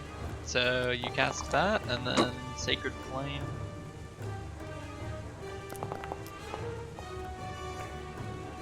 Yeah, and I'll take like 2 steps towards Atticus to get in between him and Terran. Sure. Alright. Beryl, you're up. Yeah, frankly, I'm very suspicious that Terran took that approach because of the monsters right to his west that he could have, like, attacked without hurting anybody. I mean, just like, Terran doesn't usually get his friend's stuff in his area. No, he doesn't. But I'll roll an insight check, but could I dispel my inspiration to give it advantage on it? Yeah. Cool. Yeah, you're able to discern that Terran, that was not a rational move to make, and despite Terran not being the smartest member of the group, he is usually very intelligent when it comes to combat. Right. And so between that and with what Atticus did, I'm going to use the Mistra's Mark of a 10, and on Terran, or rather, I'm going to end my concentration. Oh, the immolation spell's already ended. Bam. I'm going to banish Terran. You'll be back. Fuck. You'll be back, don't worry. But Really? I simply can't have you doing this. Terran Have bams you- out of existence. Is that a spell that I have to save, or is it? He said he gave you the Mistra's Mark of 10. It's But amazing. Boy. She never lets me down, man. When I need her, she's there. Isolda is now Varel notices 95% Atticus. Yes. convinced that Varel is dominated. Whoa, okay. I mean, you could ask. So Unless now I you have to said read something. this. Give a telepathic link. Well, hold on. So, let's see. It must succeed in wisdom saving throw or be charmed for the duration. If you or creatures that are friendly to your fighting it has advantage. Oh shit! I should have given you advantage on the saving throw for dominate person, and that would have canceled that. Would have been a middle of the road. Well, long I'm story sure short, it wouldn't have I mattered. fucked it up. So sorry about this, but you seem to have everything under control, everybody.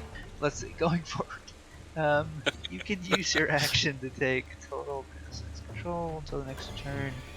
The creature only takes actions you choose.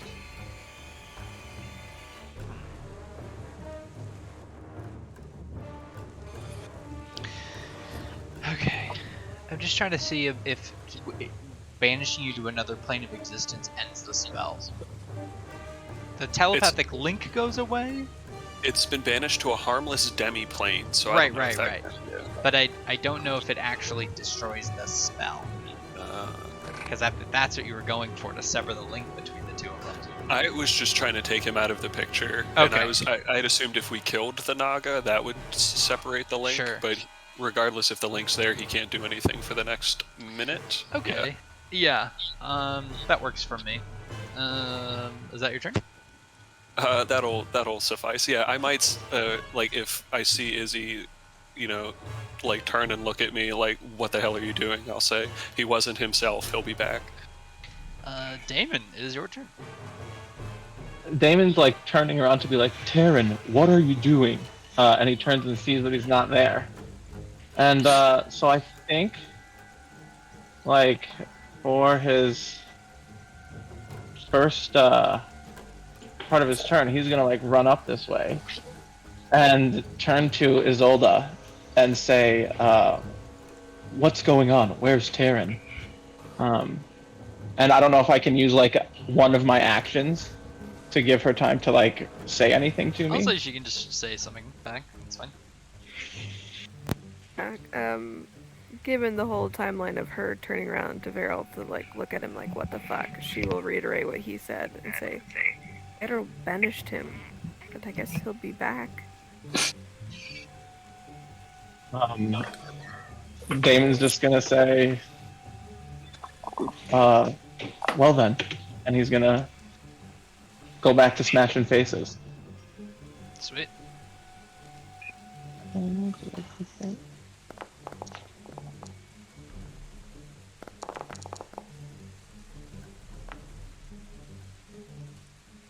Give him another one.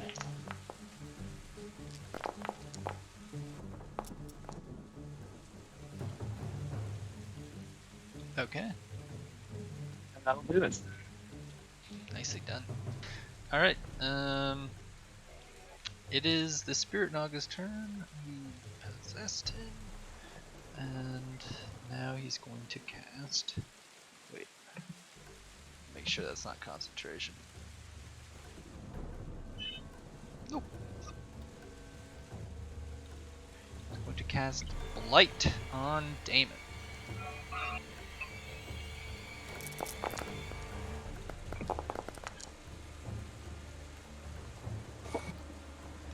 Damon succeeds the Constitution saving throw. So this Naga spits up this like blighting acid through a spell into your machinery.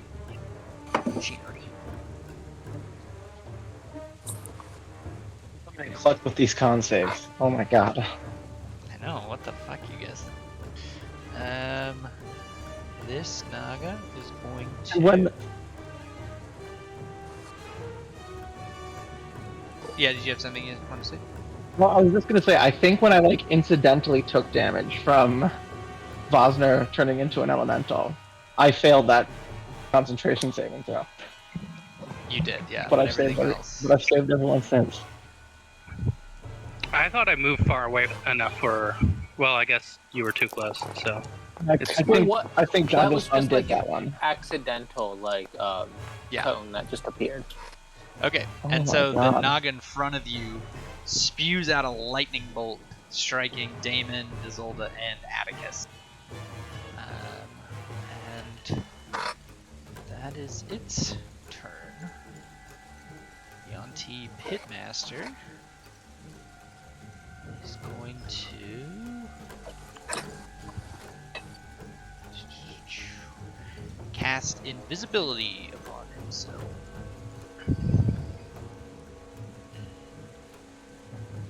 which one? The one right next to you. Okay. And then he is going to run away. It's difficult terrain. By me, he's slowed. Oh, okay. How big of the area is he slowed? 10 feet, and I wonder if I. Yeah. So he runs away from you, and but is slowed in the running process. Gotcha. Is he still on fire from my fire form? Does he take another 5 damage? He plunges into the water.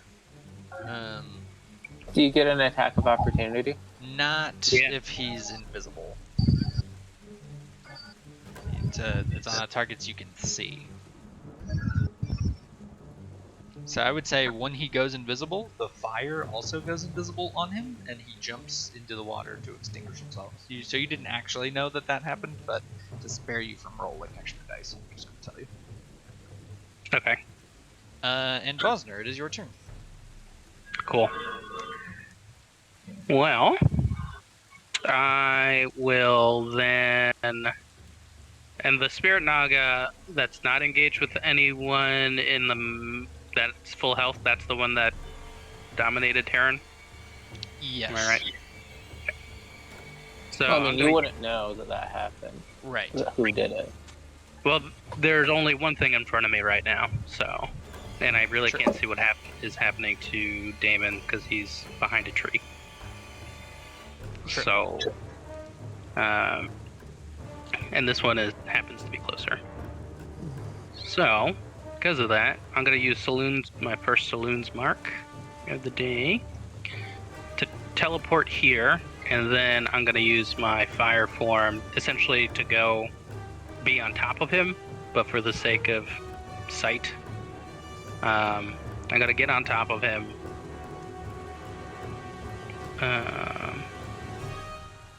Like so. Saloon's mark's only 30 feet. No, that's a willing creature Oh, you're that right. I touch. You're If it's right. just me, it's 60 feet. And then I'm going to cast or use the Investiture of Ice.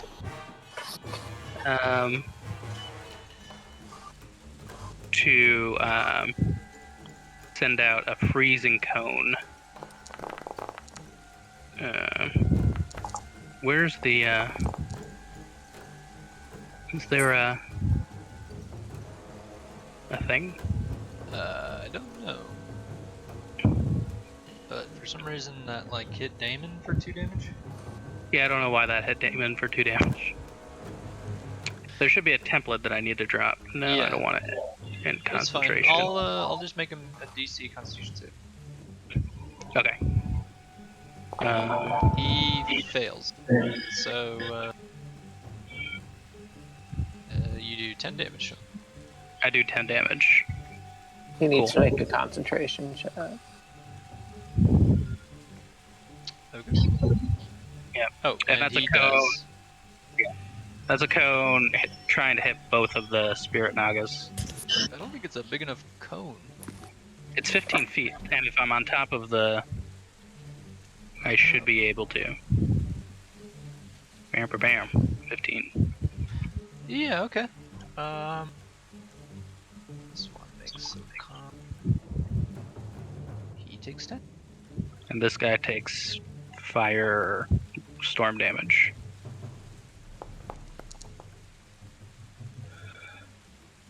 Okay. So he succeeds, he only takes 7, and then he succeeds his concentration check, looks like. Okay. Yeah. And so I'm on top of him. Yeah, I'll leave you like half on top of him just for targeting Yeah. purposes. That's how I tend to do it. Okay. Atticus, you're up. Alrighty. Let's see here. Atticus is going to come up. Right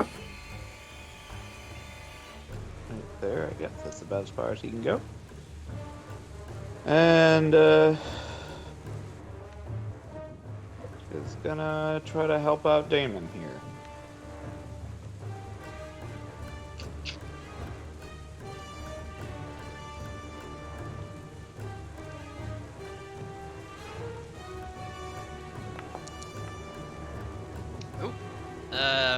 As you reach out to cast Cure Wound, the Yonti Pitmaster is going to counterspell. Oh, shit. What a jerk. Oh, it made you do a con save for taking the damage back. Just ignore that. Still crushed it, so doesn't matter. Right. So then, yeah, I guess I'm not doing that. And then I'll just, for my bonus, can I still attack with the Yep. spiritual weapon? Hang on. Doing it all wrong. There we go.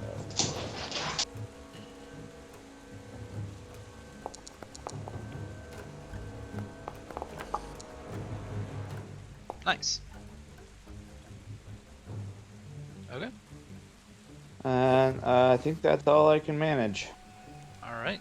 That Pitmaster is back up. And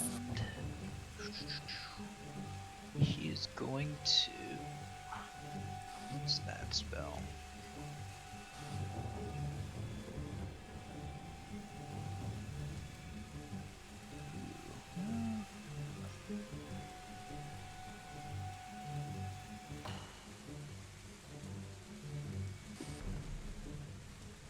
See. Yeah, he's going to shoot Eldritch Blasts at Damon.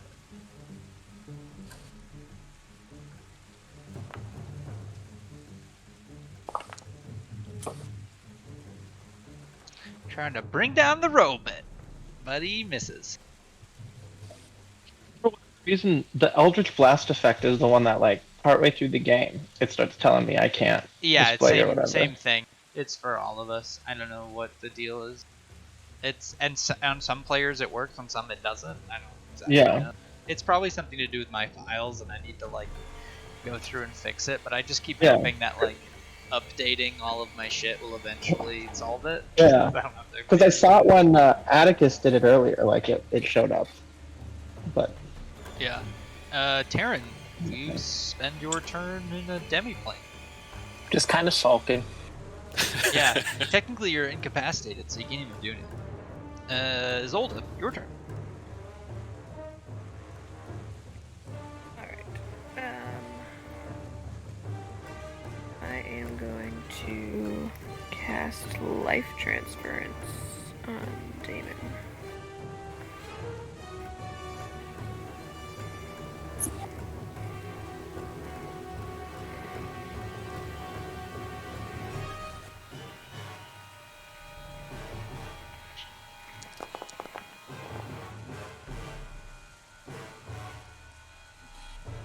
Alright.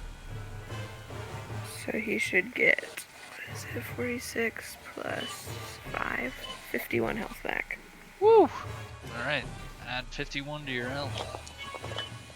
What the hell?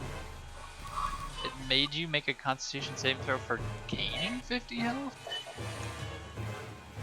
I don't follow. Anyways, good work. Anything else you're doing? Yeah, and I'll attack the Spirit Nog with my spiritual weapon. Nice. Give myself my 5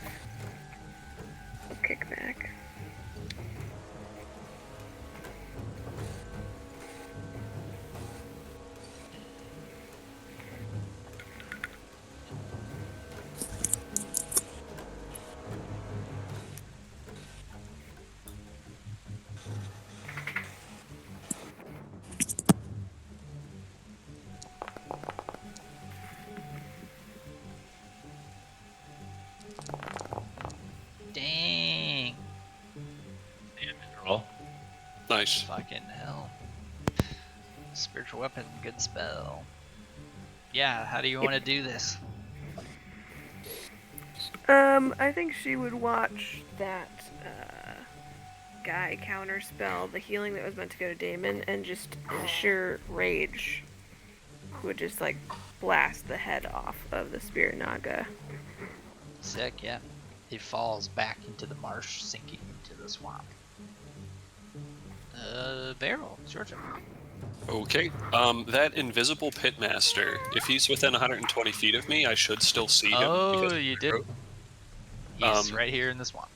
Okay. And can I discern whether or not he's a humanoid?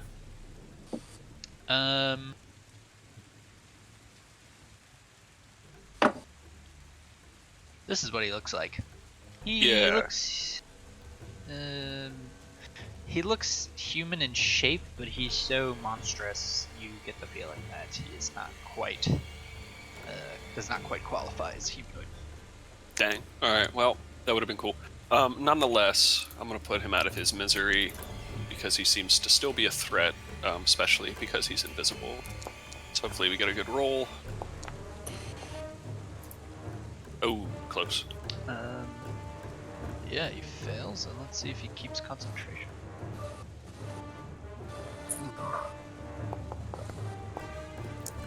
He does, just barely. Okay.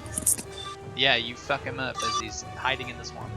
I'd probably alert Isolde just to watch her south, given that he's there, even though she can't see him. Yeah. Zolda sees Varel strike out an invisible target in this. Damon, it is your turn. I am going to just sprint towards this guy. This is the one who counterspelled the healing, right? Yes. Yeah. And he's just gonna take 2 to the dome.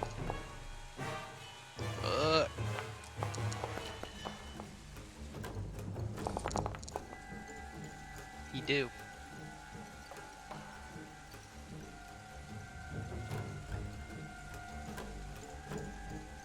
Okay. And that'll do it. Alright, this Spirit Naga is going to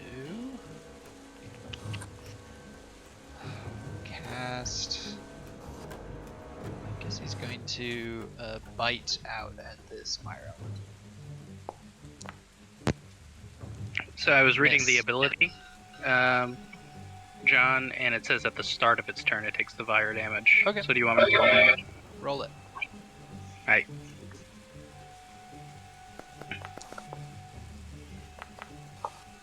Succeeds its Constitution saving throw.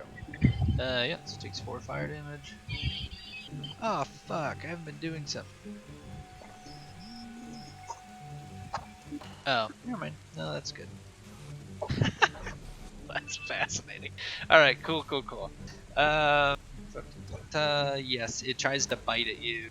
Does it have multi-attack? It does not. It fails to bite, and that's its turn. This Naga is dead. Yanti, still alive, targeting Varel, is going to cast. Fuck, he doesn't have a lot. Oh, he's just gonna move through the muck, Misty Step, and then he's gonna fucking bite you.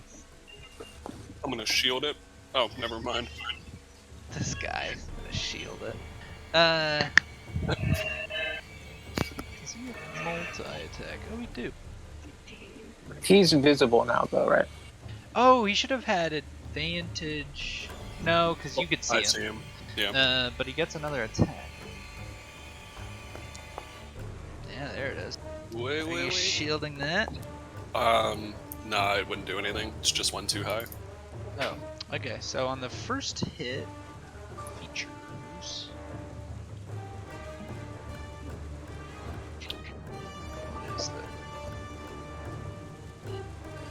There's a lot going on in this fucking creature. Oh, cool. Should have tried that first. That's fine. On the first thing, he does this.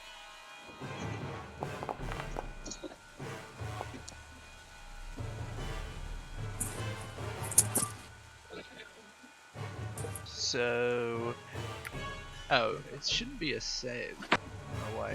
Oh, that was a concentration check. Yeah, you saved your concentration, but yeah, he comes out of the water.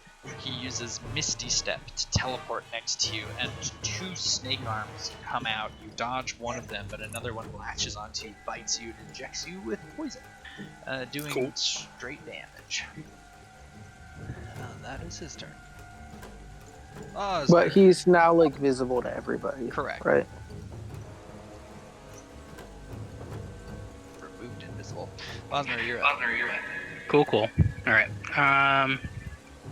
I will stay here and hit this guy in front of me. So for 2 attacks. 1. Miss. 2. Yeah. Oh, he fails his concentration check. No longer dominating Terran, though I wouldn't imagine. Not that anybody knows. Yeah. Yeah. Vosner wouldn't know. He's just beating the crap out of snakes. Yeah, he's just punching snakes at this point. I imagine Taryn wakes up in a strange place, though. Yeah. Miss you, buddy. Okay, is that your turn? Yeah, I'm just gonna stay on top of him. Atticus, you're up. Alrighty. Atticus seeing Damon run up top and also recognizing that he was counterspelled while trying to heal somebody, and that's just unacceptable.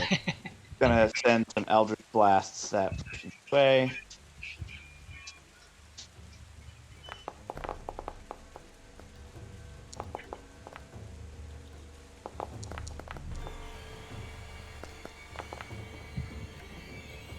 Oh, you know what's interesting? You can, he can actually counterspell your Eldritch Blast cast. Oh, all 3 of them or just one? Yeah, because it's 1 cast. So he would actually definitely do that because he's on top of you.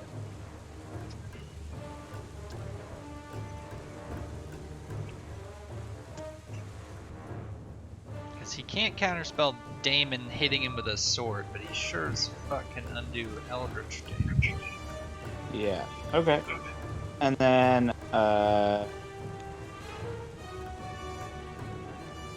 here. Critical weapon gonna attack that guy. Yeah.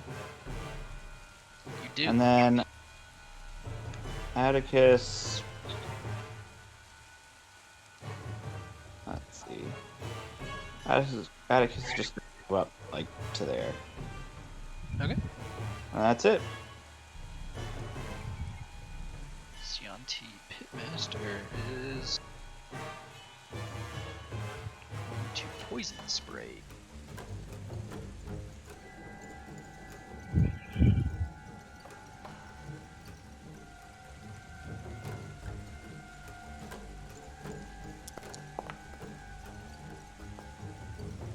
Damon succeeds. He spews out poison at you, and you just like are able to deflect it. It does not get into your ears. Taryn, you are in a demiplane. Isolde, your turn. Alright, I'm gonna move my spiritual weapon up to this pitmaster. And bop the pitmaster. The old Pitmaster Bop. It's Indeed. a classic.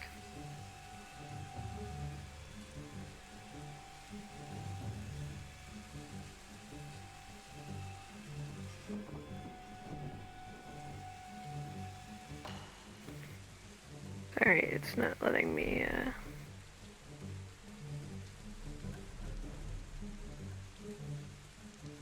do this.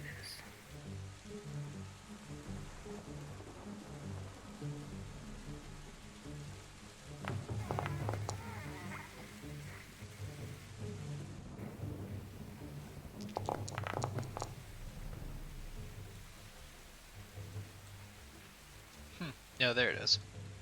It just took a second. Yeah, you hit him for Okay. 23. Alright. And I will follow it up with a little sacred flame. Dang. Now, Veryl had told me about an invisible pitmaster, but I can't see the pitmaster. No, you can. He's right next to Beryl now, biting him. Oh, I can see him doing that though. Oh yeah, he's no longer invisible. Can we undo that and I will sling my sacred flame at that bitch? You missed both of. You missed it, so it doesn't do any damage on a miss. Well, narratively we can say that she Missed tried to that hit guy. the other guy. Yeah, tried to save Beryl's life. Appreciate it. It's the thought that You're counts. welcome. Beryl, it's your turn. Yeah, we'll try to finish the job here.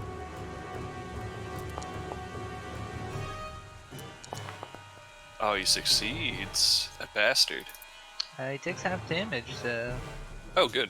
Wait, is he supposed to? The spell doesn't say it takes half Yeah, on so it. you probably shouldn't. It's a misprogrammed spell. Just I'm gonna chronal shift it because he's bothering me. Yeah, roll it. Ba-ba-dum. You guys just burning through all your features. Yes. All right. Good. It's just the first encounter of the day, folks. Pace yourselves. All right. If I have it, I gotta use it, man. Yeah. Okay. Yeah, you kill the pitmaster. And then I'll take movement to get up here. Sweet. Okay. Damon, it is your turn. I will slash at this guy again. Sad slash. And I'm so confident. I like throw a lazy one his way, thinking I'm just gonna come straight down, and then I miss. So I'm gonna redouble my efforts. There she blows. Oh, not dead. 1 health.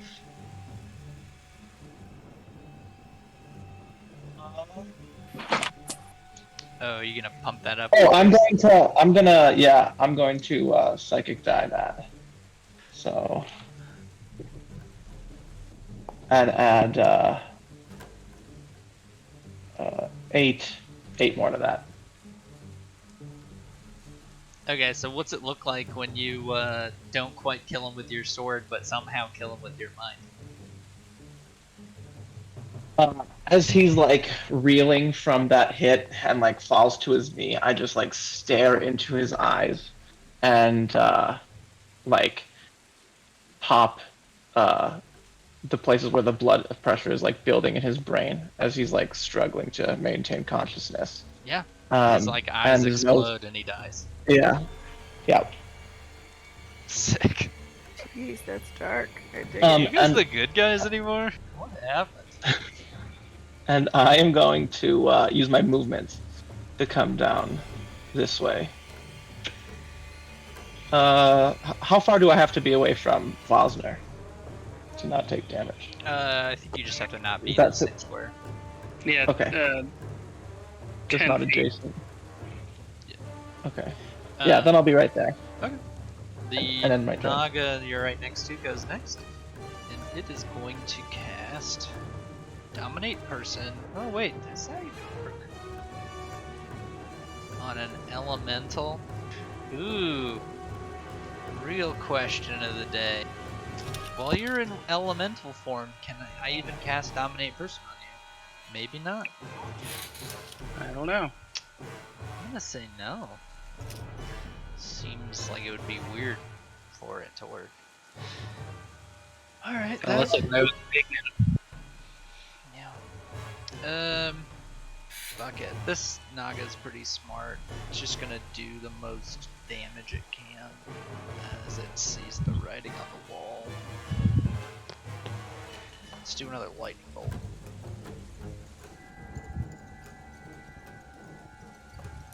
Lightning bolt! fucking gotcha. Yeah, Damon Amazing gets reference. zapped. Damon succeeds his concentration check. And Atticus... Shouldn't it take fire damage right now from being stilled on? Sure. Yep. Nice. Still succeeds. Oh, it's lost that concentration then, actually. Anyways, it's no longer concentrating. And it zaps the two of you, and then Yonti Pitmaster is dead. Bosner, it is your turn. Sweet. I'm gonna continue to punch it in the face.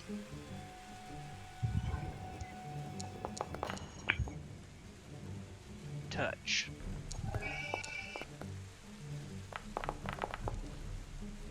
Bosner with the bad touch. Alright, yeah. 12 fiery damage.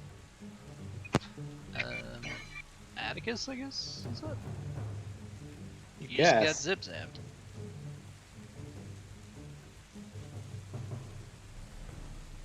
I'm actually gonna do my bonus action first, just Yeah, to that see. checks out. See if you can kill that guy. No, not quite.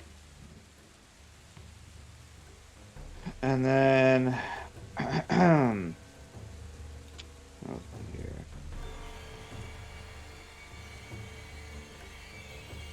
Let's see if I can. Ooh. All right, there we go. Yeah, you fucking got him. And then I guess I'll switch targets for the last two Eldritch Blasts. I love how you crit with Eldritch Blast like 10 times.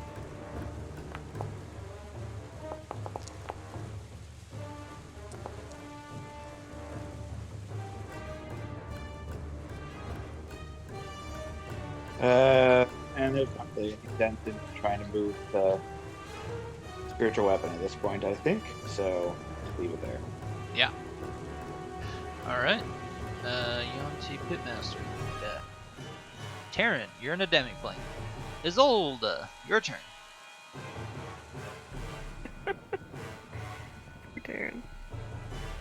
Darn.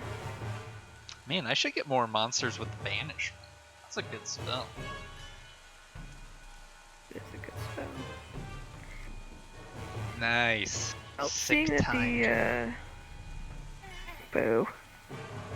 She's gonna turn around and look at Beryl and just make sure that he looks okay.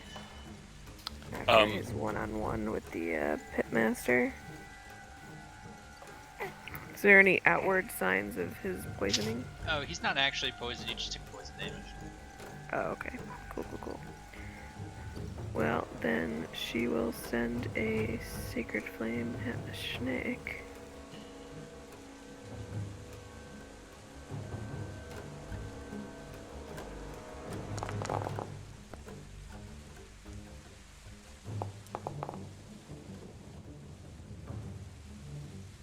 Succeeds? And we'll kind of call out to people to gather back up in case there's more. And that's it. Okay. Beryl, you're up. Yep. Yeah, satisfied that the threat has for the most part been resolved, I'll unbanish Terran. And so end my concentration on that. I think. There we go. And then we'll try to get rid of this guy across the way here. Make sure he's within range, 60 feet. Terran pops into existence right next to you guys. Nice. Yeah. We'll just send that way. Oh, succeeds. Rats. So it goes, but I'll kind of nod at Terran, hoping he understands. And that'll end the turn. Damon, you're up.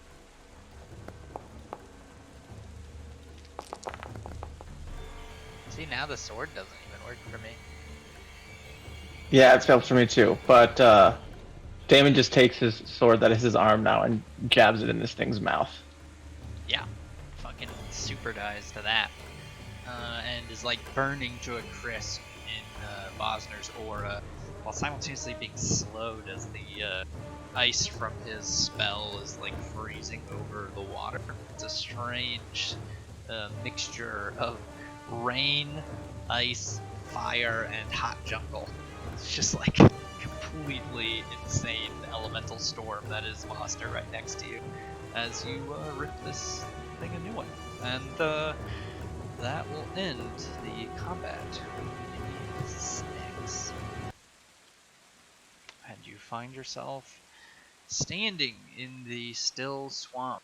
Terran has returned from his harmless demiplane and is seemingly back to normal.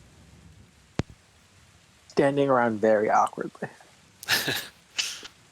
What happened to Dane's gonna you? walk right up to you and say, "Are you feeling better, Terran?" He's gonna kind of like rub his head, like rub his eyebrows for a second. Be like, "Yeah, I think so." They just kind of took over. I know the feeling. It is not pleasant. He shakes his head.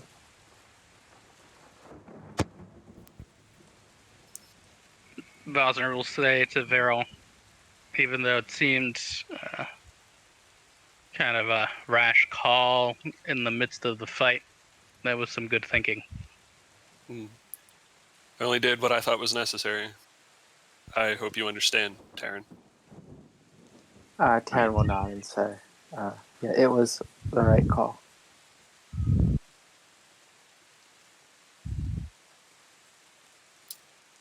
That was close.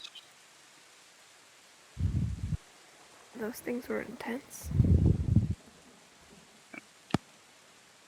I'm going to look to Atticus and say,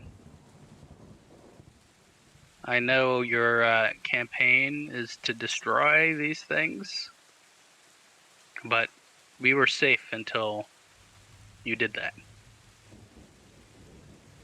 Atticus is going to get a sort of perplexed expression on his face and look at you and say, "Safe?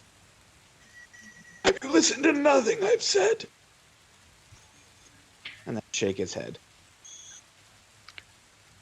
They weren't here. I'm pretty sure we would have been able to get what we needed and then left.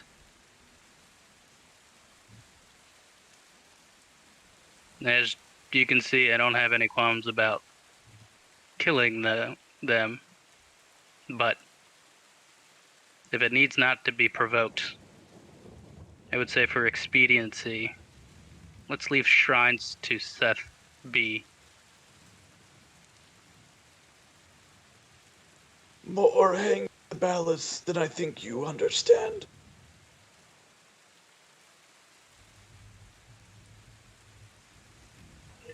I mean, we're relying. Oh, sorry.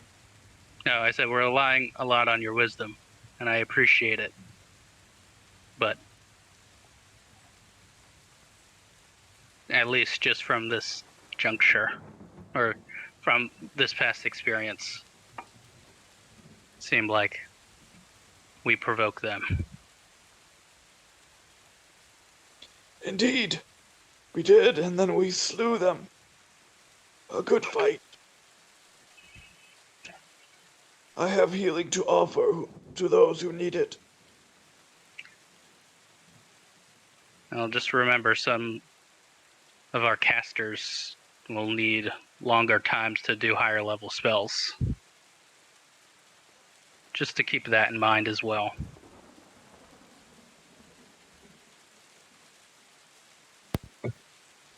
I agree with Fosner. Fighting for the sake of fighting will not get us very far. Pretty sure that this jungle will always have a fight to offer us if we ask for one.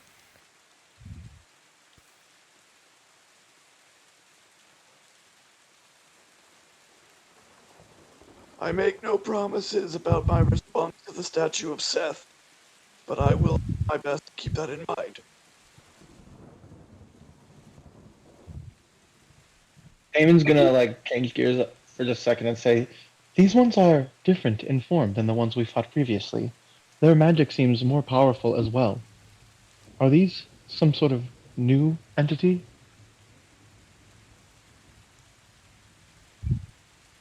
Gesture to what I think would be the rapidly melting ice statue. All of the Yonti are very old. They're abominations that come from a different time. Just because you have not counted these ones yet does not make them new.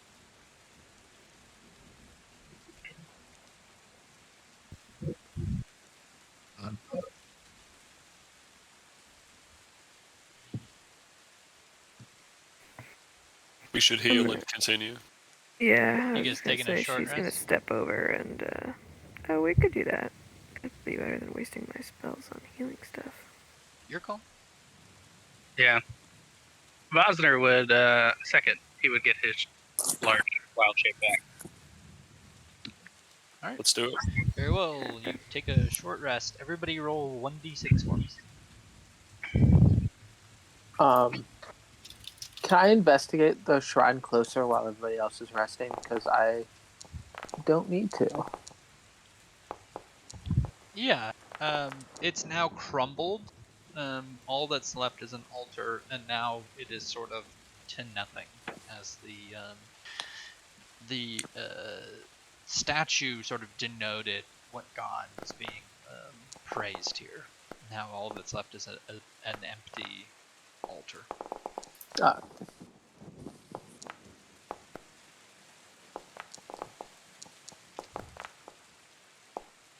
Did everybody roll their d6? Now it's like a sea of dice I can't even tell.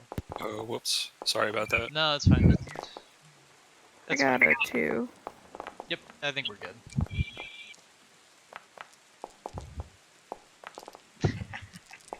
These fucking dice.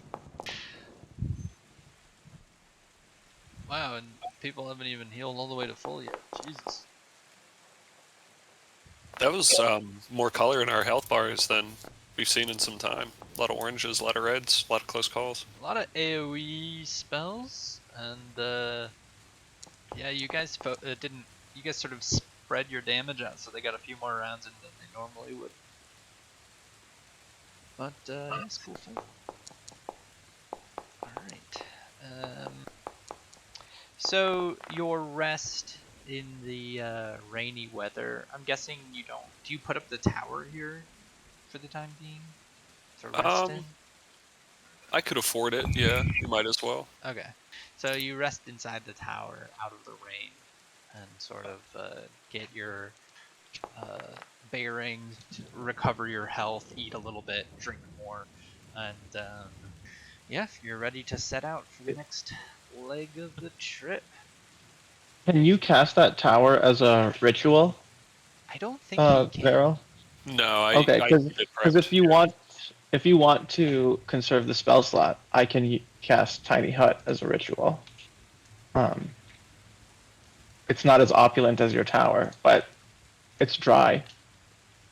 If DM allows, yeah, I'd Yeah, we appreciate can go the back saving. and we can undo that. Nice. Appreciate it. It's third level for me, and that would probably be better spent as a slow or a counter spell anyway, so. Sure. Okay, so back to the map. Which way are you guys going for your next leg of the journey?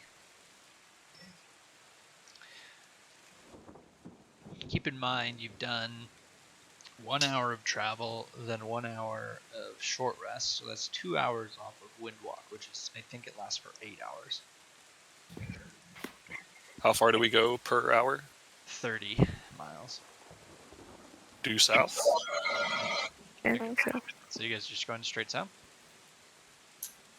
Yeah, I think so. Okay. Roll perception, roll survival, and then I need everybody to roll a d6.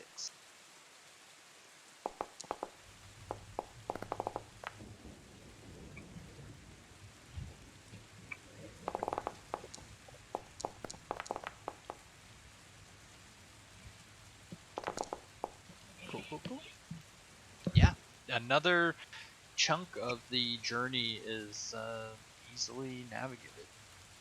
You guys are able to make pretty good speed across the surface of the swamp.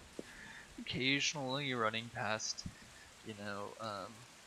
alligators and other swamp kind of creatures, but nothing that strikes out at you or causes you harm as you fly on by at rapid pace, running through the rainy jungle, sort of out in a slight clearing away from the dense trees as you traverse in the swampy area.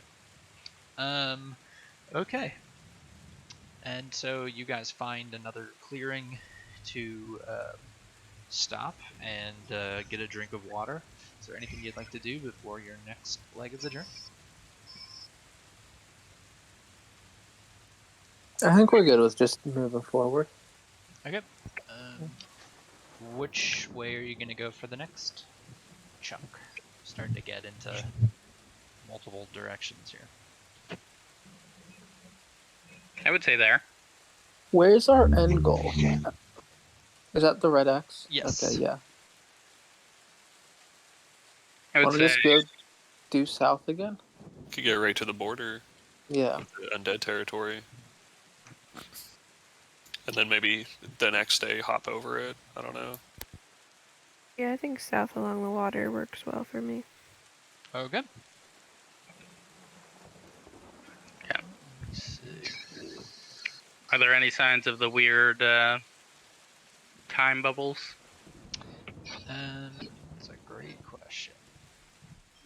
Shh. So far, no.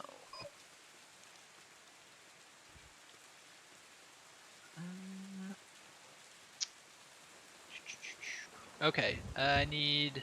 Okay, you guys rolled for that last one.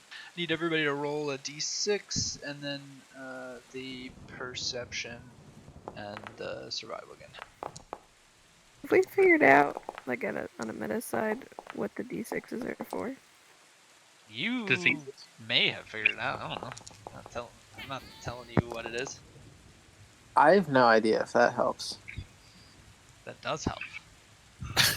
I'm suspicious it's the variety of illness he decides to give us. I thought that was the D12, That's so the I have no I think idea what that's the the D6 was. d12. The D12 is the illness. Okay. You guys come across a very interesting, I'm going to say it's right at this point, as you are sort of trekking slightly back into the jungle, sort of into the heavy trees as you're crossing this particular hex. You come across the sound of hard steel slamming on old stone doors in the distance, just clang, clang, like something is battering down a door. Do you stop to investigate? How could we not? Yeah, I think so. I mean, you don't have to. You can keep on Which going. direction is it coming from? It's within this hex. It's each hex is 10 miles, so it wouldn't be you couldn't hear something from 20 miles away. So Yeah, Yeah, I think we'd not want, since it takes a while to revert back, Terran wouldn't want to just be not know what's around when he reverts back. So he would investigate. okay, you guys. Can I send my familiar, to scout? Yeah. Okay. So you guys stop and formulate a plan for Damon to send his familiar. Is it just a mechanical-looking owl? Yeah. Okay. Let's see. Roll perception for your owl. Let's see what you see.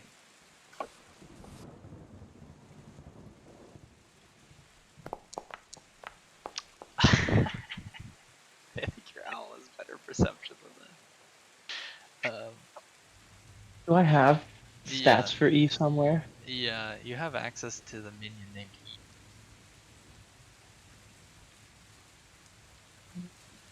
Where would I find that?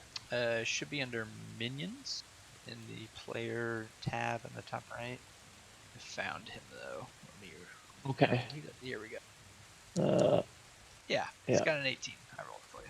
Thank you. So you send E out out towards the sound, and what E finds is that the jungle cuts away very quickly into a clearing that has clearly been excavated by at least sentient hands. And the ground there, the trees have been cut down and removed, and the ground has been dug deep as though to uncover some sort of ruin. And as E flies over it, E sees the source of the sound. There are a number of humanoids sort of patrolling around this excavated dig site, and towards the far end of it, in the most unexplored portion of the dig, you see two massive skeletal creatures slamming down, trying to break their way in through some stone doors that lead into a building which has been uncovered but not opened up. As E arrives back, I will tell the group there appears to be a pair of entities, seemingly large undead. They are stripping and excavating a region of the jungle. To what end, I'm not sure, but they have uncovered large stone doors and are attempting to find a means of ingress.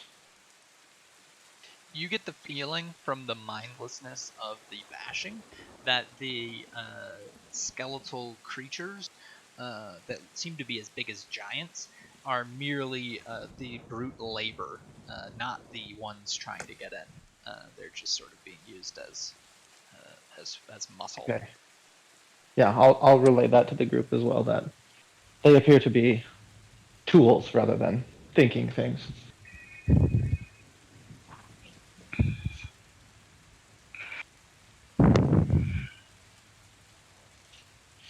So what do we want to do? Have you heard of anything like this before? Vera will ask Atticus. Should I roll something for that, John? You can roll history to determine if you know the particulars of something like this. I'll say with advantage because you live here.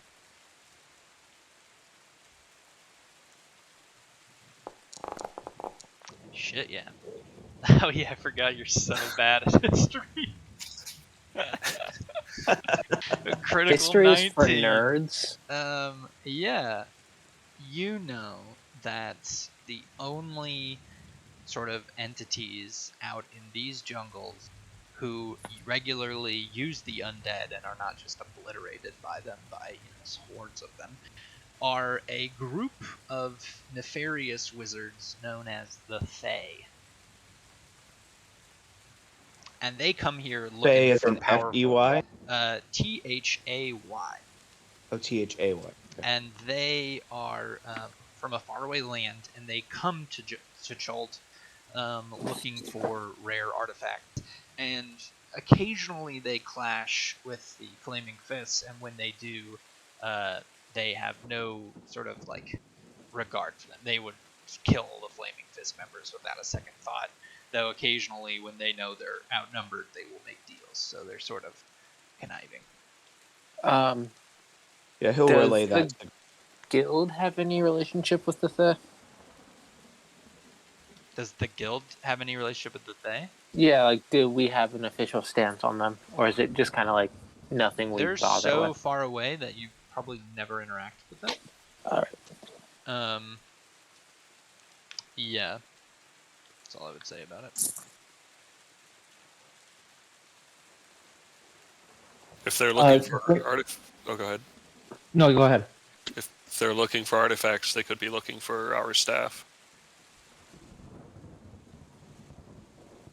Damon will ask Atticus, if they came across a squad like ours, what would they do to them?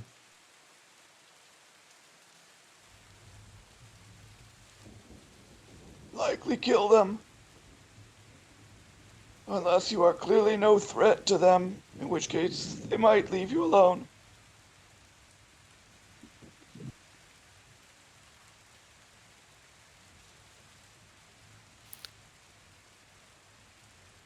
Damon doesn't look super pleased with that news. still in the distance, you hear the slamming of steel on stone. We are still shy of our mark. Of course, if you want to investigate, I will go with you, but I advise caution here.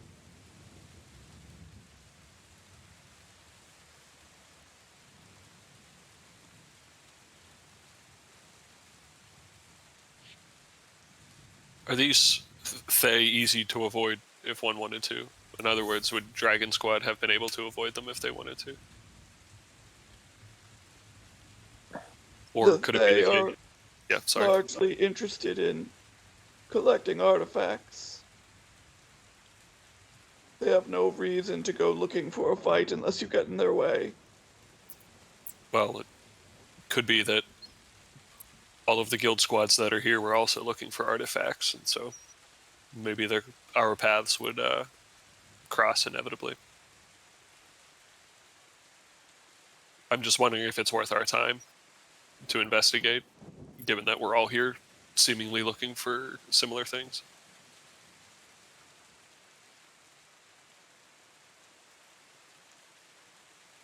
I'm trying to remember, John. How was it we decided where that red X was? Like, what was the piece of information we got that was where we should be headed?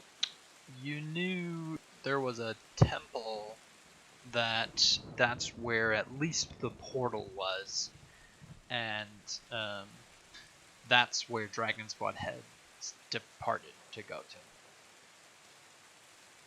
to. Okay. So I think that was given to you by Ninon, and Captain Ninon said the Dragon Squad was heading to this point.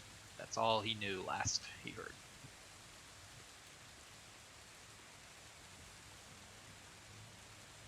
I leave it up to you.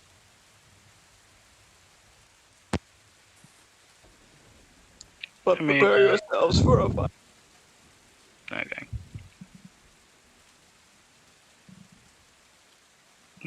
Vosner doesn't mind either way.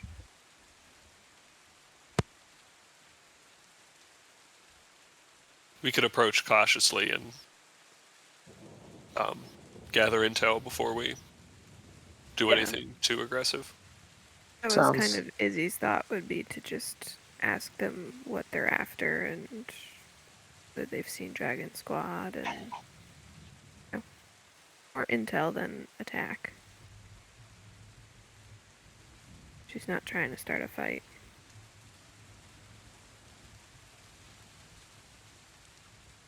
Okay, so you're gonna go and try to negotiate?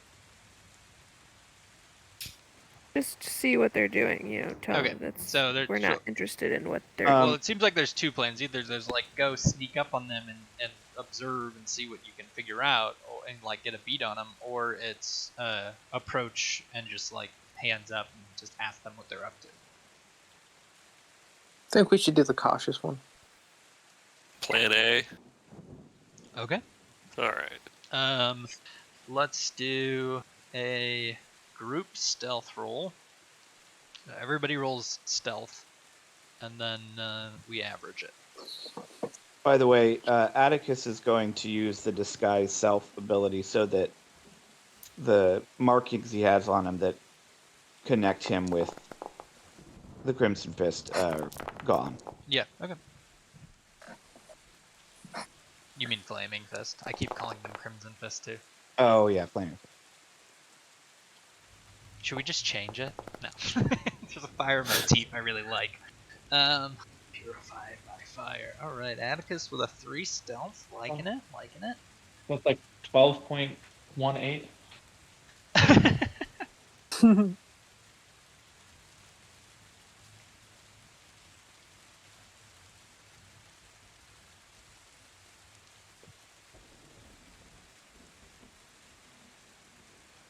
Nice! 12.17. Right on. Pretty fucking good. Yeah, you guys, let me get up the map here.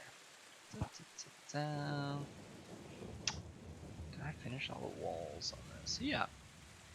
Are you guys sort of feigning out, looking from multiple perspectives, or are you in a clump? I would hope we wouldn't be more than like within eyesight of one another. Yeah, well, you can Yeah. see really far. I'm just saying, like, are you approaching this as like all of you huddled together next to each other, like in a line, or are you like? Maybe as pairs. Okay. Yeah, I prefer pairs or all together in a group. I don't want it to look like we're planning an ambush. Okay. Here's what I'll say. You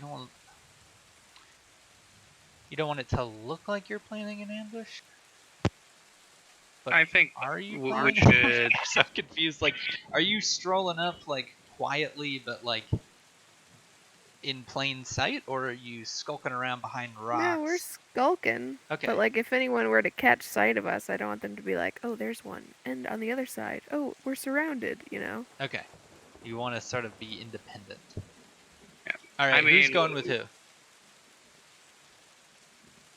Same pairs as at the temple. That works. Cool. I'll ask Taryn if we could stay a little bit farther apart, like 30 feet away. So we're not crazy fanned out, but just in case someone wants to get the drop on us. Sure.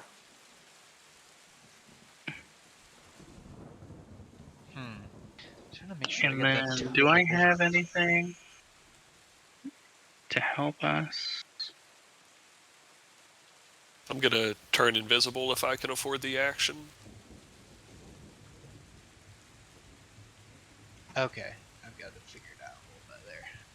Let me make sure I reset. Okay. I think that's fixed. Sorry. Who's going with who? I think it's Damon and Atticus, Varel and Isolde, and then Taryn and Vosner. Was that the pairs at the temple? Sounds right. Yep.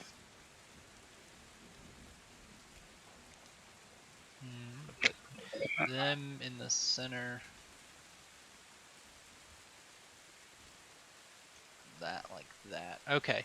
So you guys sort of in your pairs skulk up to this building trying to be as quiet as possible. And as you sort of get towards the edge of the forest and come a little bit into the clearing, you guys kind of high up on the ground with advantage, sort of looking down into this archaeological dig. You look down, and as you're sort of standing above this, I'll say Damon steps on a rock and it falls down, bouncing downwards, making a loud sound into the pit, sort of bringing the guards to attention, looking in your direction. But combat has not started yet, and I'm going to show you the map.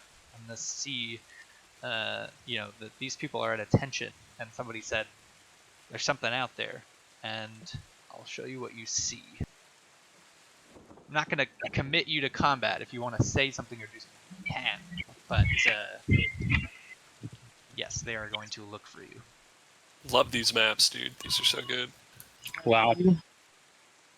So I think maybe in an effort to keep everyone else hidden, Damon will just step out and like make himself visible and like move away from Atticus before he does so. But I don't know where like come over to this wall and just stand up. But not say anything. Just like see what their reaction to seeing me is. And you hear, "Hey there, who the fuck are you?"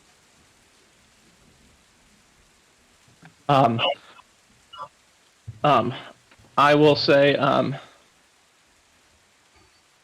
greetings. My name is Service Model 731.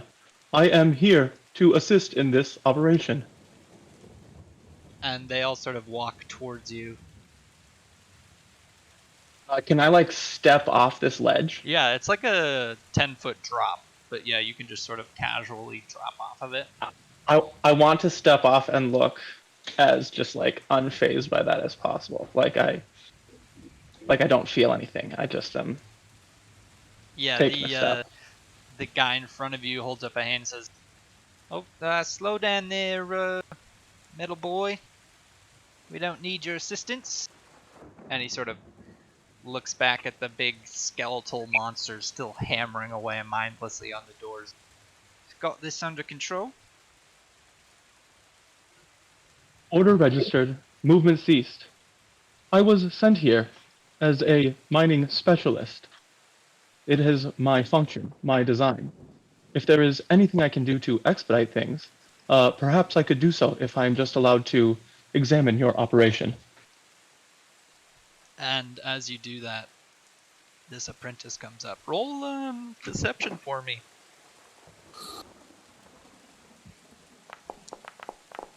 Good as my perception, but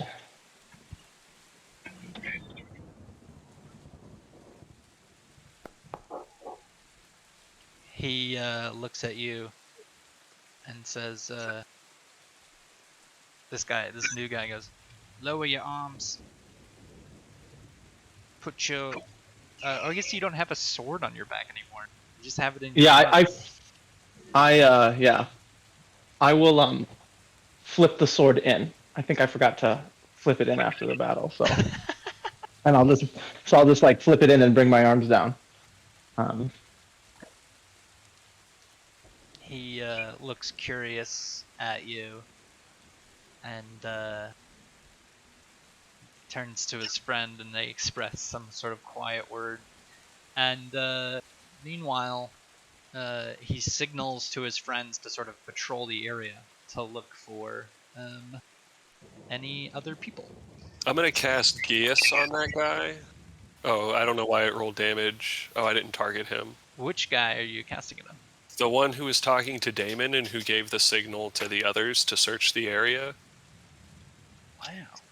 Okay, 60 feet though. Oh, is he too far away? Oh, shit. Alright, well, forget about it. I mean, you do have a ring of invisibility, but you would go uninvisible the second you cast it. Yeah.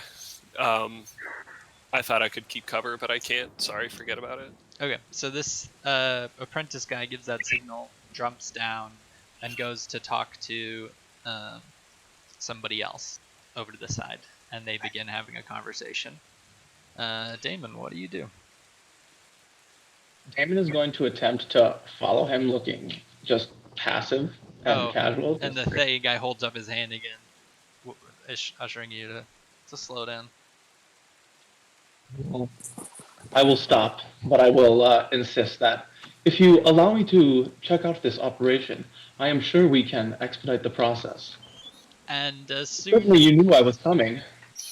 As soon as the patrol makes its way over to Vosner and Terran, is there anything you guys are doing as he's approaching?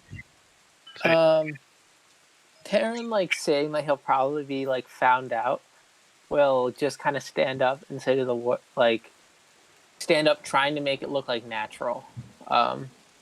Like he wasn't just skulking. And say to the warrior. Can I be holding a... Sorry, go ahead. Vosner... Can you guys hear me? Yeah. Yeah.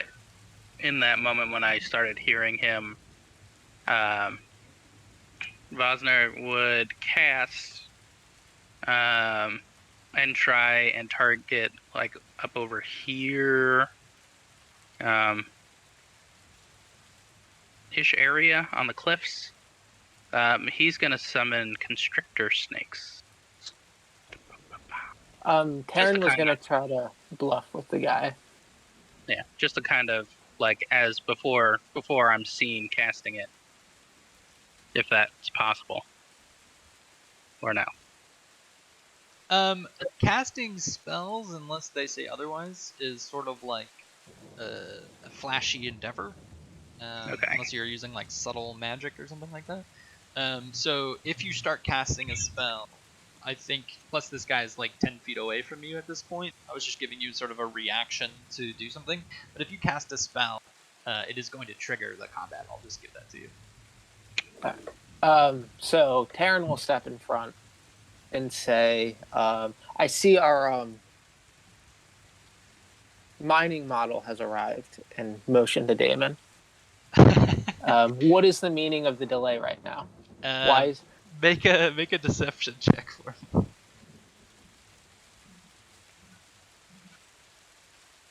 It's still at disadvantage, isn't it? Yeah, and this guy yells out as soon as you pop out, "There's more!"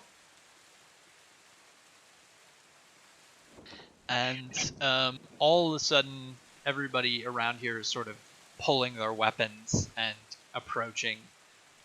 People are getting a little bit less friendly and more hostile. And your deception is insight. Can Damon say, "Ah, Master Terran, my apologies. I wandered off, but I found the excavation site." Taryn will say, I can see that now. What is the meaning of this delay? Kind of walk to the edge, just kind of like blowing off the warrior as if he's like not even worth the time. He's kind of dumbfounded by that. He doesn't get. He's tricked by your shit. This Thayan guy, though, he sees right through it, and he says, "Who are you? Stop! Put down your weapons."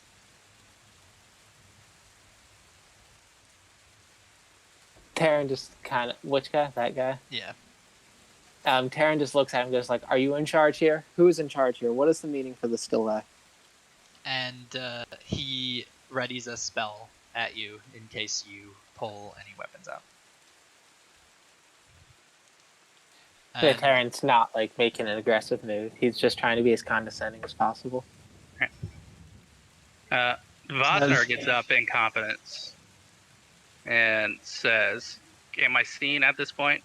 Or Yeah, is all- now that you stand up and Terrence Well, no. distractions. Am I? If I'm crouched right now, I'll say like they're not seeing you because they were about to look right at your position and Terran sort of pulled their eyes away. But if you want to sneak away, you're gonna have to make a stealth move. You're sort of hidden by virtue of just being still right now. All right.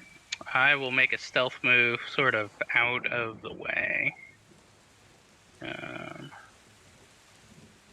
Vosner.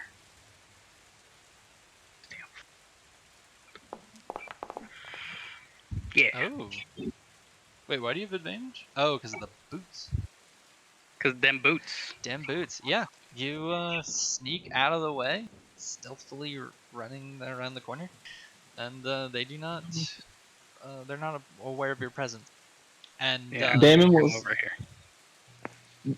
Damon, if he can, will shout, "I myself don't breathe, but my understanding is sometimes deep breaths can be calming.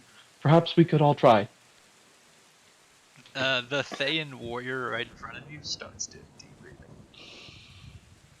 Like starting to relax himself a little bit. I'll mime breathing along as best I can.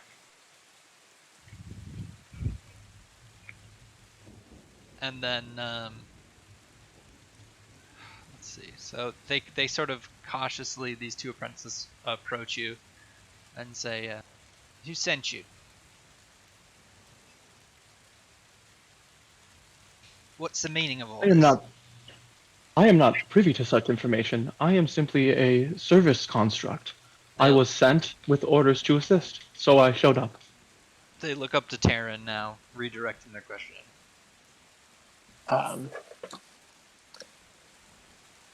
Taryn will say, we were sent by the Queen of Luskan.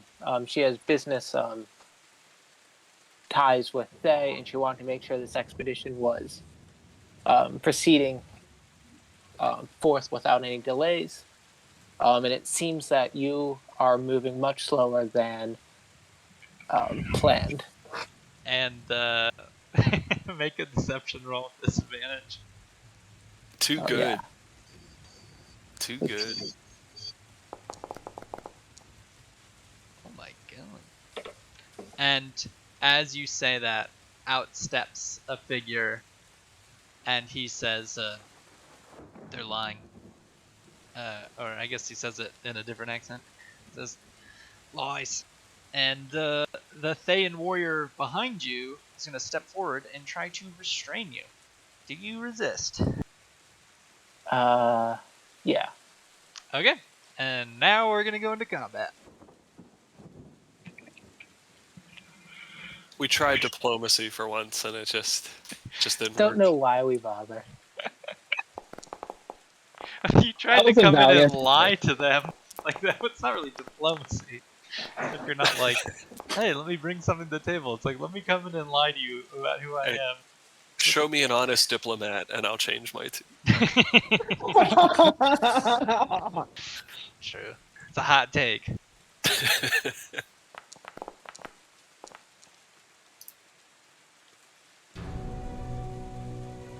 It always says I'm concentrating on something. I know, it holds stuff over from previous rounds. So, Thayroll, you are invisible, and I'm going to say that's sort of why you had the beat on the turn. As soon as this person comes out, you're invisible, looking over this rock, and you see them going to restrain Terran, and you notice Terran is resisting. Nice. Yeah, that temporal awareness, man. Let's do it. I'm gonna get started with a bang here. Shit. Let's see. I want to target everyone but Damon there. Oh, I love it. Okay. Jesus. Beautiful. Alright. Pull up. Bad roll, though.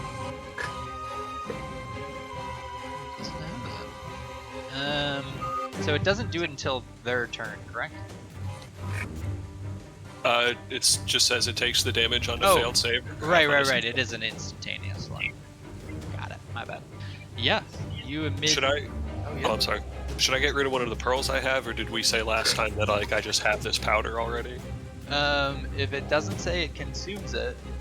Cool. Nope. So yeah, you send out this explosion of necrotic energy, and it fills the area. Is that your turn? Yeah, I'll just step aside a little bit, and Awesome. that'll end. It is your turn. Cool. I am going to, just to spite our paladin here, I'm going to summon constrictor snakes. Oh yeah, Yeah, it's supposed to be level. raining here. Sorry. There we go. Seven. Oh, you're gonna cast constrictor snakes at 7th level. At not 7th level, 5th level. Okay, how many constrictor snakes is that? Twice as many. So that's 8. 8 giant constrictor snakes. Yes.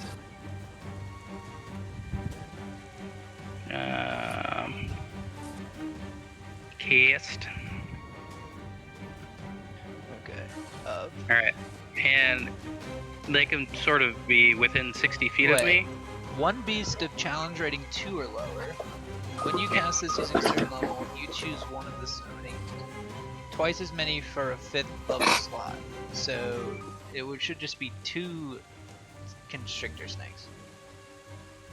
Oh, okay. Because they're CR2. So you still want to summon 2 constrictor snakes?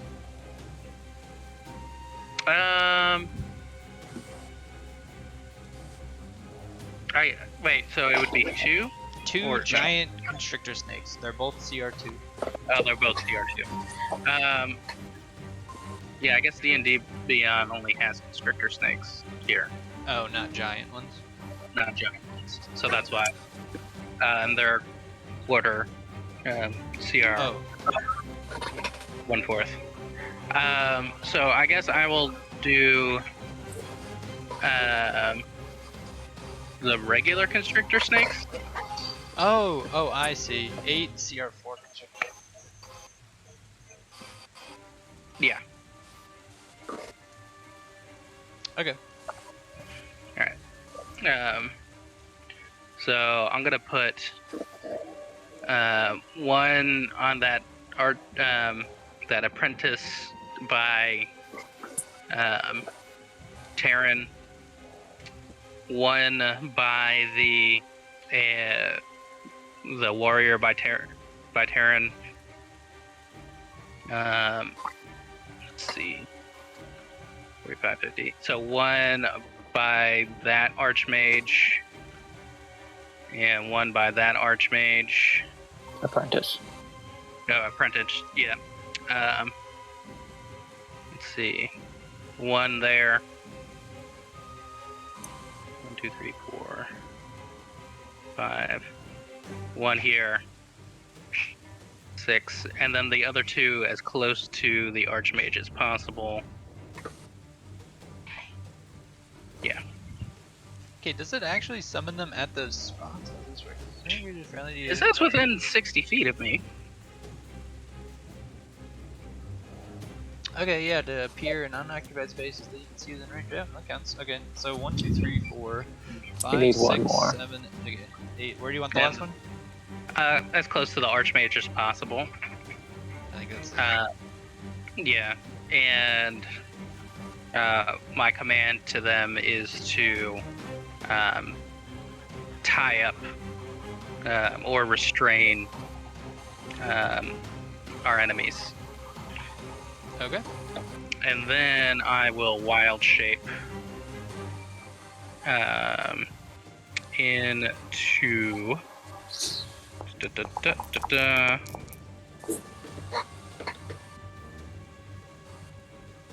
a wormling. Okay. I will be a dragon. A little wormling. Little wormling, little Okay. dragon, and I will fly and sort of perch near Terran. Okay. Atticus, a bunch of snakes just appeared out of thin air around all of these Thae, and Beryl just blew them up. Your turn. Yeah. Right. Okay. I guess I'm just gonna kind of stay up at my position and target the Archmage with some Eldritch Blasts. Cool.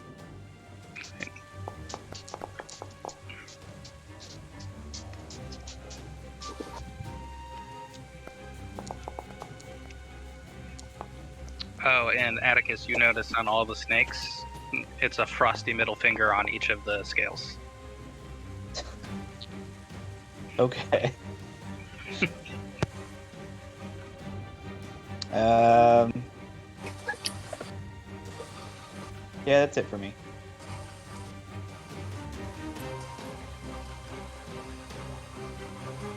Is that your turn? Yep, all done. Thane Apprentice 1 is going to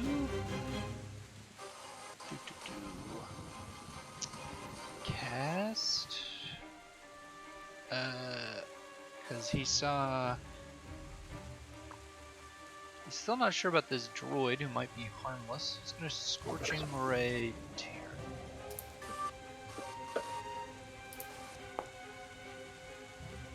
That's the first one.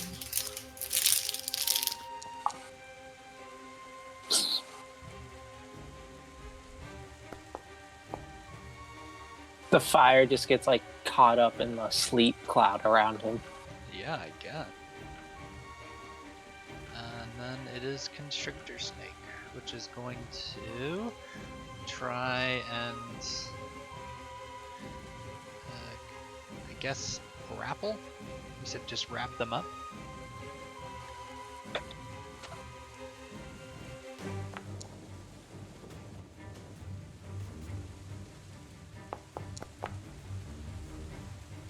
Oh, I'm so confused. What the fuck just happened?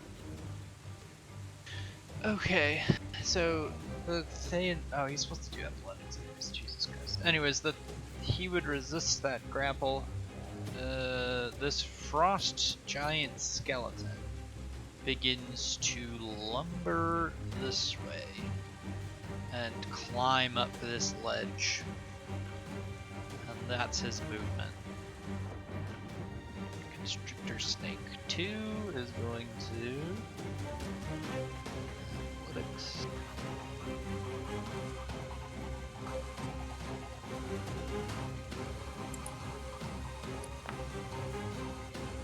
Yeah, acrobatics. To avoid the snake. Or no, it was Arcana. Oops. He just outthought it. Yeah, he still moves out of it. Thayan Warrior. Seeing a giant snake appear, he's going to slash at it. And fucking cut the head off that snake. This constrictor snake is going to try and... What's the constrict thing do? Oh, I should have just be doing that, so I use one click. Alright, constrict. Does he hit? Yes, guy is grappled.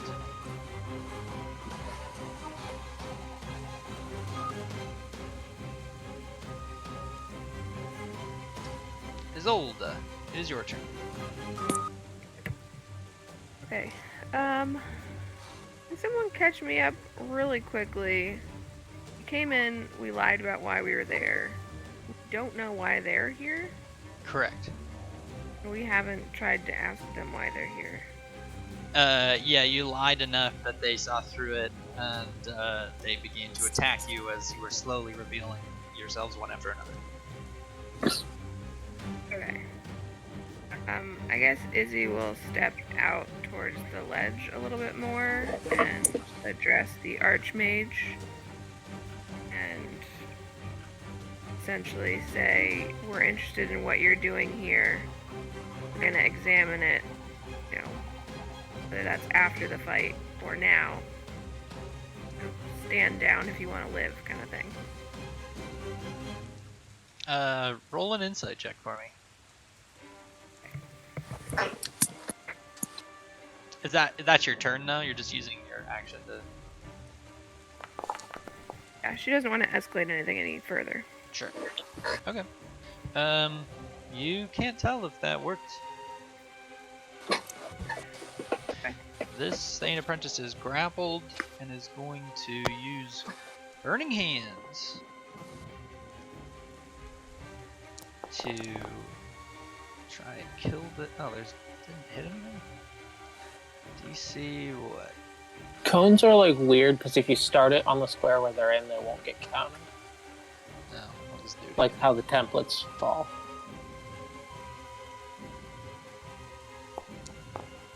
There. Succeeds. DC 12, that's so low. Yeah, he tries to burn the constrictor snake that's holding him, but the snake does not die. This snake is going to constrict, I guess, the Archmage. Yeah. Though I guess when he moves away, this guy gets an attack opportunity.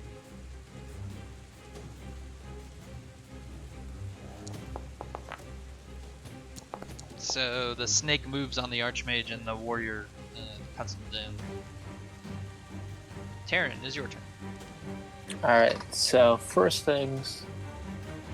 Is Vosner flying over, or is he on the ground in that He space? said he's perched on the rock.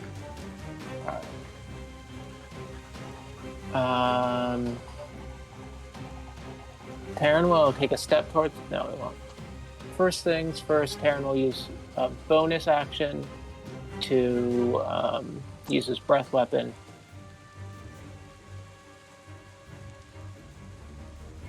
To get these two guys. And the snake.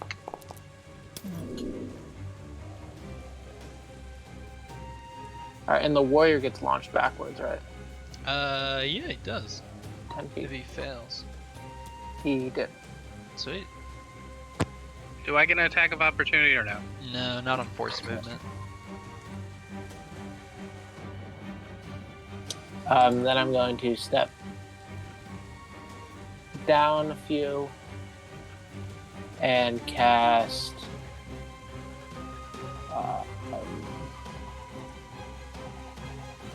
Ice Storm.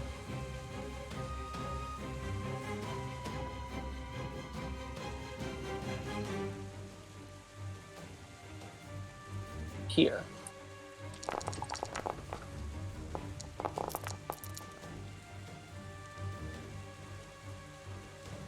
Yeah. Wow, what a roll. 2 and a 7. Yeah, you So that was call down shards of ice and it just obliterates this area, destroying everything. Does it leave an effect on the ground? Forget. it's difficult terrain. Okay. Okay, so yeah, you obliterate it, but after sort of the quick icy shards like evaporate, condensation flying into the air, the Archmage remains there in place. Yeah.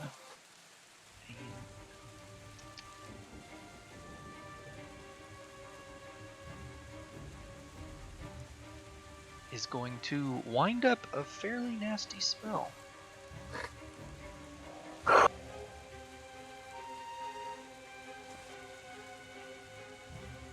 It's been good, guys.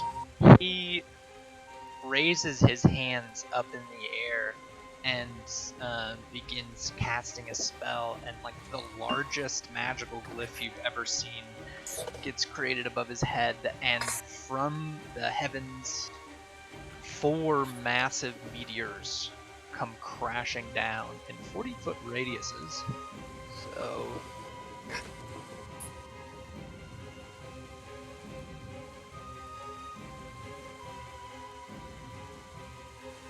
Anyone within 60 feet can technically counterspell him. Yeah, I need to see what where I'm at.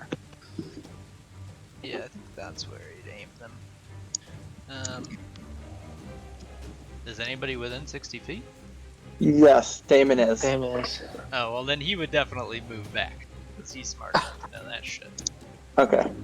Yeah, that's fair. So he would step back. It's difficult terrain, right? Yeah. So he could get that far back.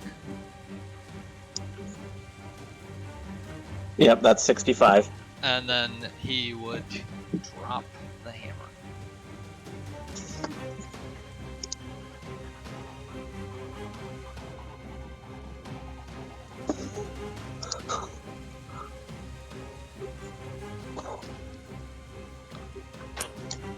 Alright, so when do the 97 d8s roll?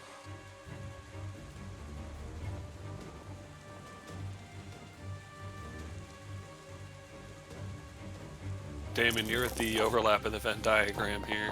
From the heaven, meteors descend upon everyone in the group, slamming down with bludgeoning and fire damage, piercing through resistances, and obliterating the ground like giant holes, craters in the ground.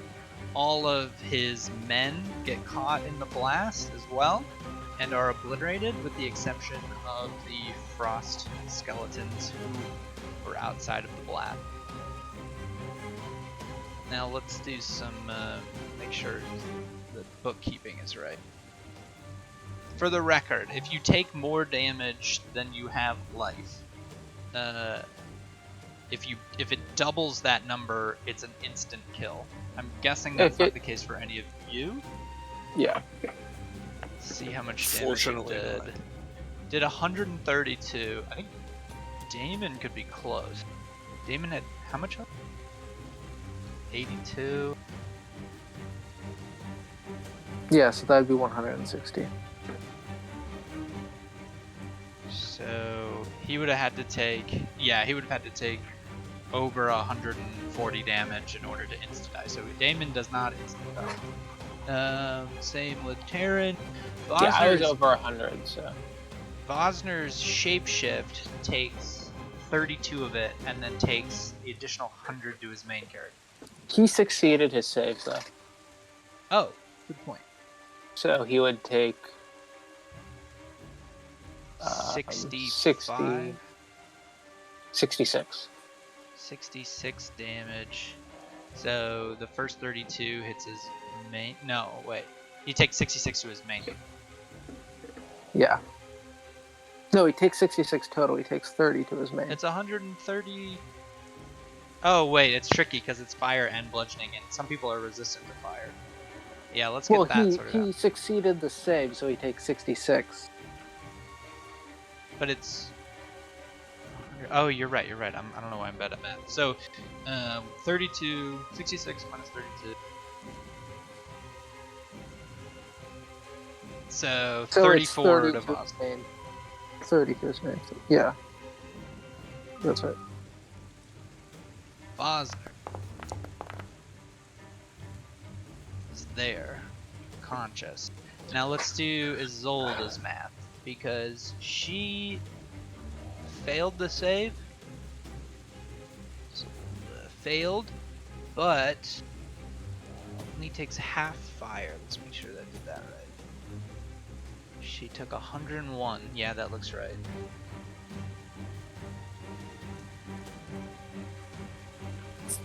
And anybody else want things double checked? I think the rest of that checks out.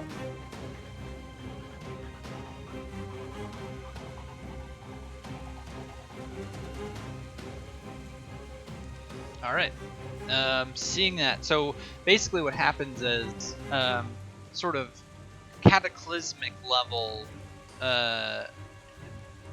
meteors strike down from the sky.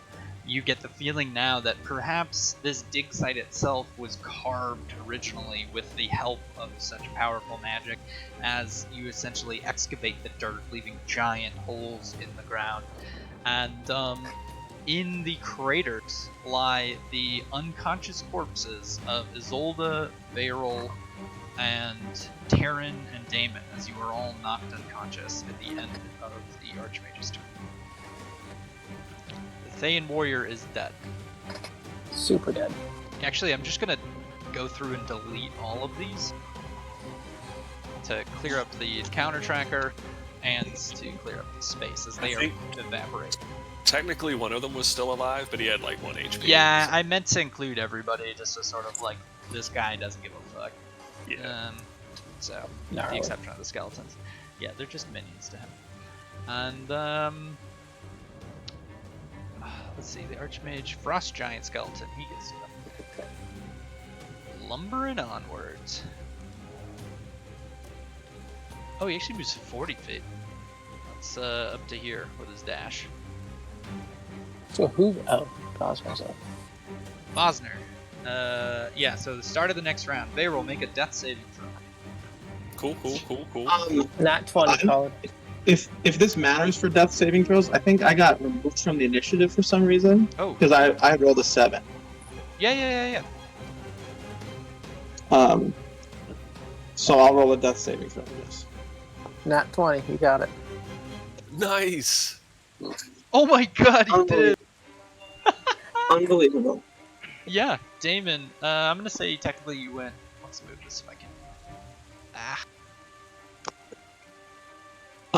Do I get a turn now? Yes, you do, but I'm putting you after that Frost Giant move just for the sake of simplicity. Okay. Yeah, that seems reasonable. You have a point of exhaustion, 1 health, and are prone, technically. Can't believe you. Right. So what I am going to do is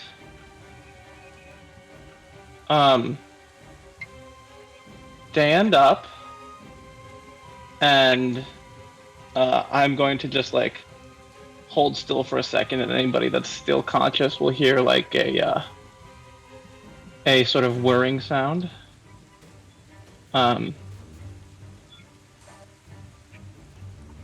And I use second wind to recover. I think it's 1d10 plus 3. Yeah, that sounds right. Plus your fighter level. So. Oh. Wow. Alrighty. Bonus action 4 health. So I'll do that, and then I start casting another spell. And behind. Actually, you know what? Because I just used my bonus action, huh? Let me see here. Oh no, I can do this as part of casting the spell. So, behind that Archmage appears a big old giant hand. And I am going to try and grasp the Archmage and grapple Okay. him. You use the hand So- to Yeah, okay, there's a lot of text here going on. Does it Yeah, spawn and attack and do this grasp? No, so the attack doesn't go off. I'm going to use like the effect I get when I cast the spell. So in the second paragraph it says when you cast the spell and as a bonus action on subsequent turns, you can move the hand up to 60 feet and then cause one of the following effects with it. So I'm going to use the grasping hand and grapple, and this Bigby's hand has a strength score of 26, and I think it has advantage on medium or smaller creatures. Okay, so Bigby's hand, 120 feet, nice. Okay, so you grasp, and you're trying to grapple the Archmage, or grasp him. Yes. Will that prevent him from doing somatic spell components? Not technically, No. unless Okay. he's restrained might, but grapple definitely doesn't. Okay. But you're holding him. Still gonna you're holding try him in it, but- place. Yeah. Yeah. There are Bigby's hand animations. I've got some there. Let's see if I find one. Do you get advantage on attacks to grapple people? I don't think so. I think that's prone. Okay. All right. That looks dumb. Where's my cool shit at?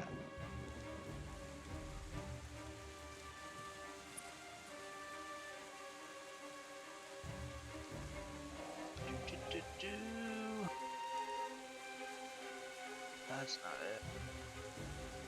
That's not it. That's not it. Nope. Maybe it's just the. Okay. Yeah. What color hand do you want? Blue or green? Blue.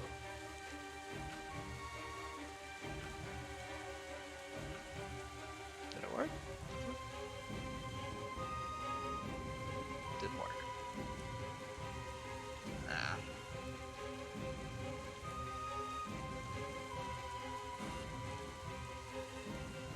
Oh, here it is.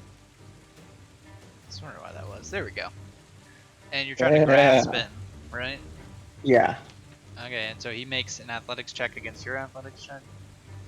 Against the hands, Yeah, yeah, yeah. which is also gets plus rolled at advantage. 13.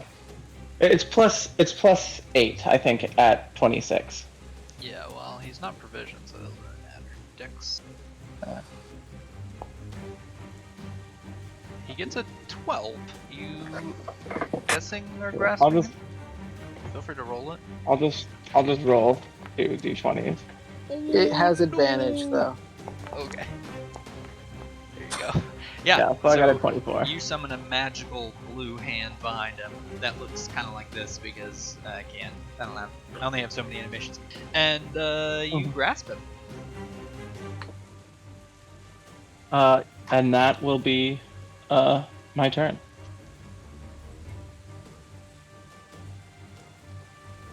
Yeah, I'm just gonna put him over here for targeting purposes. That's awesome. Yeah, he is now grappled in that hand. And that's your turn there. Barrel, make Your a turn for death natural saving 20. throw. Alright, natural 1 means you're dead, right? No, it just means you lose 2. Okay. Alright, we'll give her You're a roll only then. you're at 0 currently. That's 1 failure.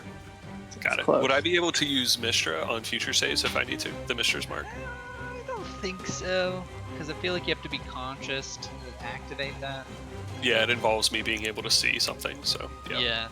You technically could have used Mistra's to save on that if you had a good enough save to beat that spell originally. I didn't. Yeah, I thought about it, but I didn't. Okay. You're misters were too low, maybe. Yeah, unfortunately. Vosner, it is your turn. You lost your shapeshift form as it was completely obliterated and came to, and Terran is unconscious next to you. Awesome. So what I'm gonna do is use Saloon's Mark to travel along with Terran 30 feet over here. Okay.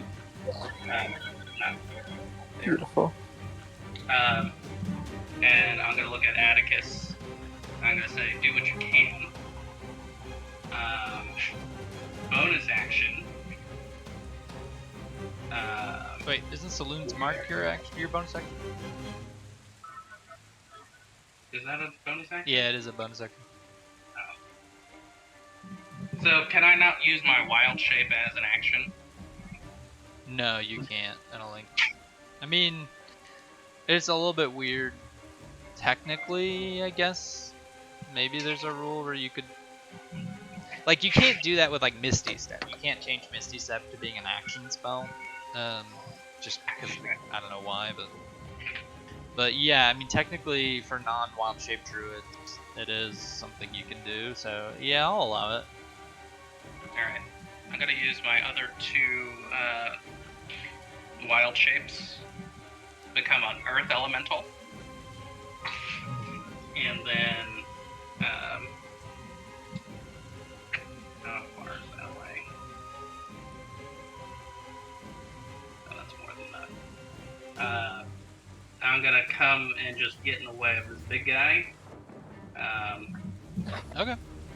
And just be right there because I can't do anything. Atticus, you're up. Is there any way for me to take a step so that I'm within 10 feet of the skeleton, but not Vosner's wild shape? I'm confused. Technically, just so you know, technically, because this guy has reach, you are within his attack of opportunity range. Yeah, I know. Okay. I want to be within 10 feet of him, but not within 10 feet of Vosner. You'd have to be over here, I think. Okay. Can I do that? Is that like... I'm not sure exactly how tall that thing is. Like, can I just slide down that... Yeah, you can slide down, and we'll say that's even reduced because of the crater effect of the meteors one. Okay. So, slide right, wherever there or something like that. And then I'm going to cast Thunder Step.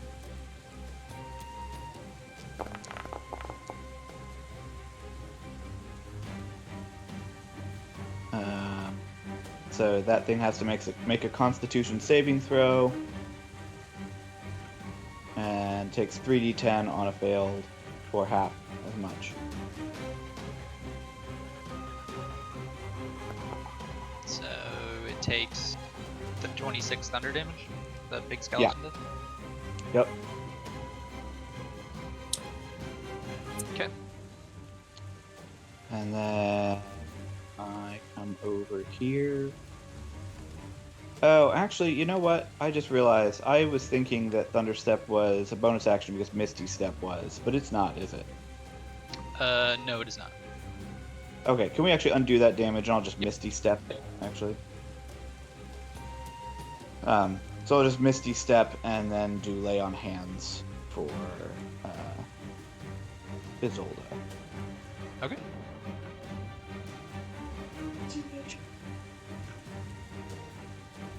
How much are you laying on hands? I'm gonna do 10. Okay. I'm not sure if there's a... Oh wait, I got 30. Why did I think I only had 15? I have 30. I'm gonna do 15 for her. Okay. So... Oh yeah, make sure everybody clocks their exhaustion. Barrel. Oh, you guys are still unconscious. You gotta get up. Back up with 15. Okay. Zolda's up 15. Is that your turn? Yep, that's it. Okay, this frost giant skeleton is going to running leap down here to Damon and try and give him the old smack. He misses you with his first attack. Oh, he's got other things. Let me see what he does. Nope, not that. Oh, it takes a full action. Alright, he's just gonna swing again. 2 big swings at Damon. But both of them miss. Isolde, it is your turn. You are now prone, exhausted, and there's a giant skeleton right next to you. Oh, and I should mention, by the way, just for the sake of flavor, like, oops. So like, you guys have grown used to the sort of healing that Isolde does. Like when Atticus heals you, Isolde, it's fucking painful. Like you can feel bone scraping against each other, and it feels like someone's hand is like inside your guts rooting around. So it's like not the gentle kind of healing you're used to. It's like surgery with anesthesia, without anesthesia. Without anesthesia or any kind of numbing, it's like super painful. Early. Alright, so she wakes up, screams a little, gets her bearings. She is going to connect to her and see Varel and immediately use the preserve life ability. If that be.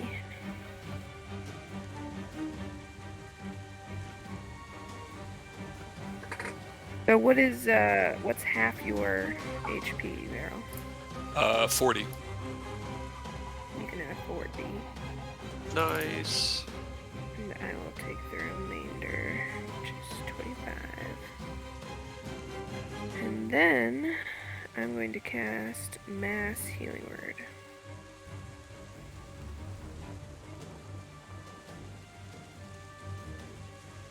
Wait, is that a bonus action? Bonus action, Mass Healing Word, yep. Okay. The computer's really laggy, so it's going to take me a while to like click on everyone, so feel free to carry on without me. Okay. Well, I'm guessing you're gonna get Terran.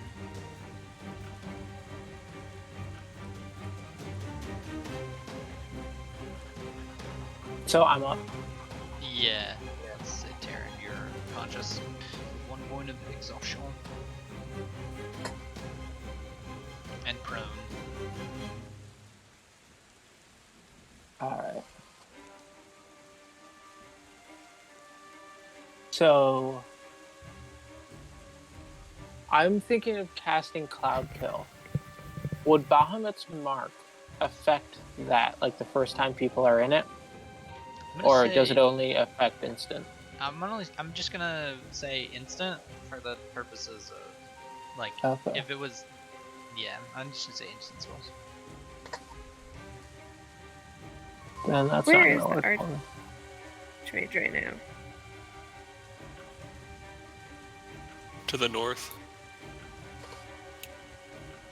Okay. I mean, if we're at risk of getting hit with that thing again, Izzy will also yell that people should run. Put it out. Oh, did Izzy stand up? She's prone currently.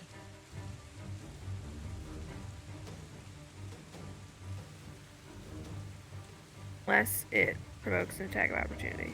No, standing up doesn't, but if you're prone, this frost giant would have an advantage on attacks against you, but ranged attacks would have disadvantage against you. So, but saving throws don't matter either way, which is what most wizards deal with, but it's your fault. But yeah, I'll Taryn, stand up. Okay. Because she's anticipating that we'll be running. Oh, have you cast the cure spell yet? No, she doesn't have. Oh! Still working on it. Do you need me to do it?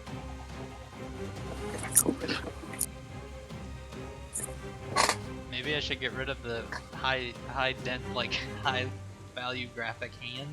I don't know. Just FYI, John, I'm gonna have to head out in about 10 minutes. Okay. Sorry. No, that's fine. Might have to end this on a cliffhanger. I love a good cliffhanger. I've clicked it, so it will happen eventually. Oh, okay. Jaren, you are up with an unknown amount of health. Oh, there it is. Alright. Almost. Nice. Curious. Oh, there we go. Alright. So, Everyone also gets an additional 5 Oh, so I'm at 13. bonus points. Taryn is going to cast Firestorm, but turn it into an Ice Storm, and also put disadvantage on the Archmage.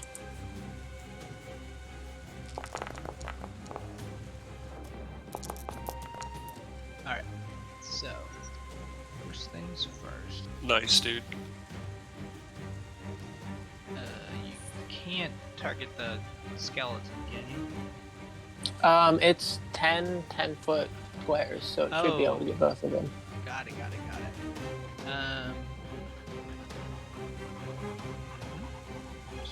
Sweet. Why didn't you target all the skeletons? I don't know if, like, the shape I could make it work to get the other one. Got it. Because these guys are really far apart still. I see. So I don't know if I could get the squares up and over. It has to have one face adjacent to it. That makes Yeah, because they always have to be touching. sense. Okay, so switch to cold. Archmage has advantage, but he's still rolled like poop. Mm-hmm. So yeah, he takes 59 damage. Let's see if he's got a tool for that.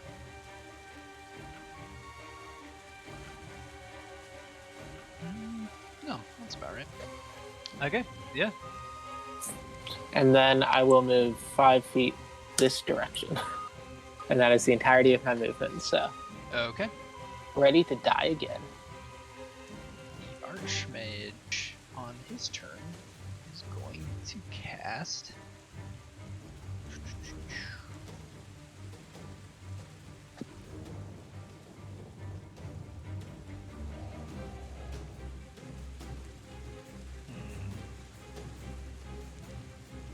It's a tricky one.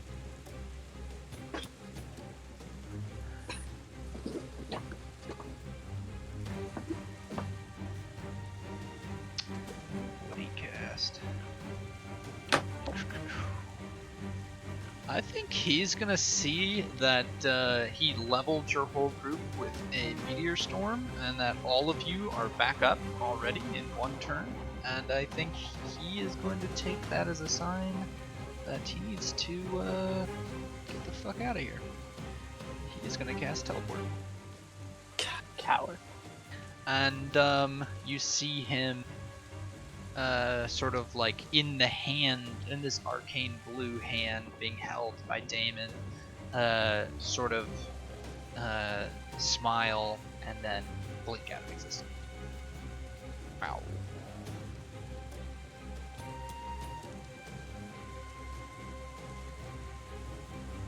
And that is his turn. Frost Giant Skeleton is going to attack Rico. I'm gonna temporal shunt that. Okay. Then you're gonna send him into another plane or something? Yep. Okay.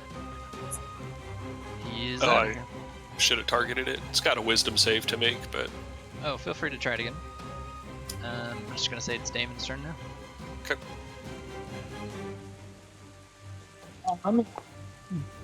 Damon is going to use his bonus action to move that hand up to the skeleton next to him. So it can move up to 60 feet, I think. It does. And then I'm just going to I'm going to use like the clenched fist and make a melee spell attack. Okay. Which is just an intelligence roll, right? Plus No, proficiency. it's plus proficiency. I think it's the damage that Oh, it okay. did on the default roll. So if you just want to cast the spell at it, not spell Well, slot. it says make a melee spell attack for the hand using your game stats, and on a hit, the target takes 4d8 force damage. Oh, is that not what it rolled earlier? Yeah. It might be. Yeah, I think you just cast the spell at it again. Okay. It said That'll work. 4d8 plus 2d6. Is that possible? The 2d6, that's what I get if I'm grappling someone and I squeeze them with it. Oh. So it doesn't take the 2d6, it would only take the Alright, so just 48. roll the attack I'll and just I'll make it up. undo a small amount of the damage.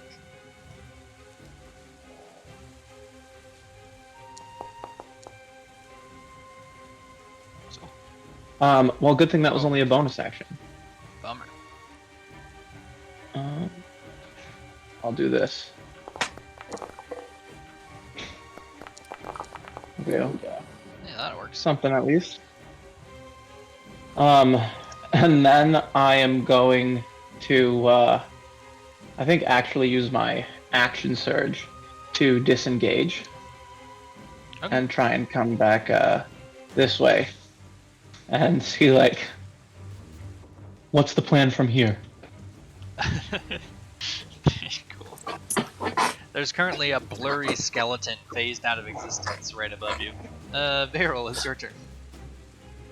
Okie doke. Does it come back at the start of your turn, end of your turn? I think at the start of its turn, it comes back. Got it.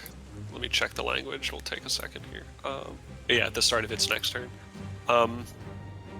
Feeling like it'll be easier at least to try to clean up before bailing. I'm gonna try to get rid of this other guy with the old finger of death.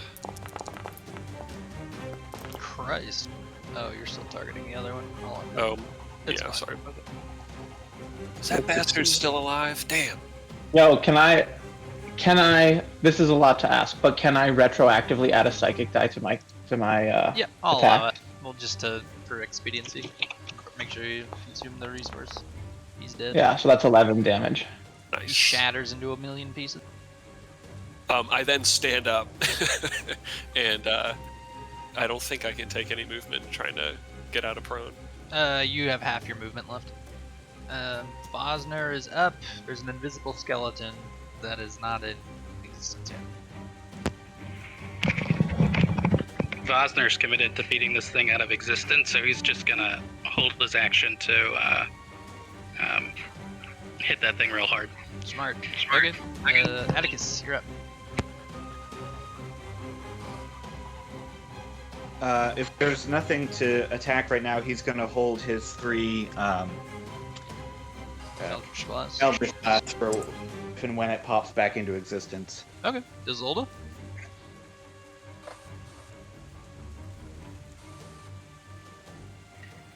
I'm gonna tell everyone to gather up, and I'm gonna move down by Beryl.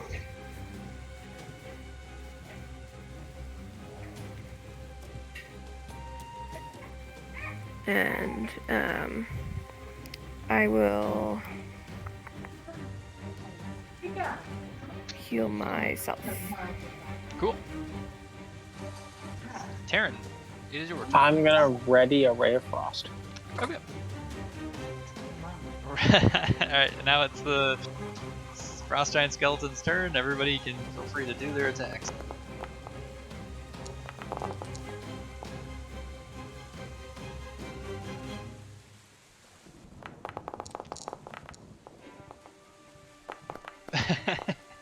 The game is like, I don't know, behind or something? It hasn't, oh, there we go. There's at least one hit. 15.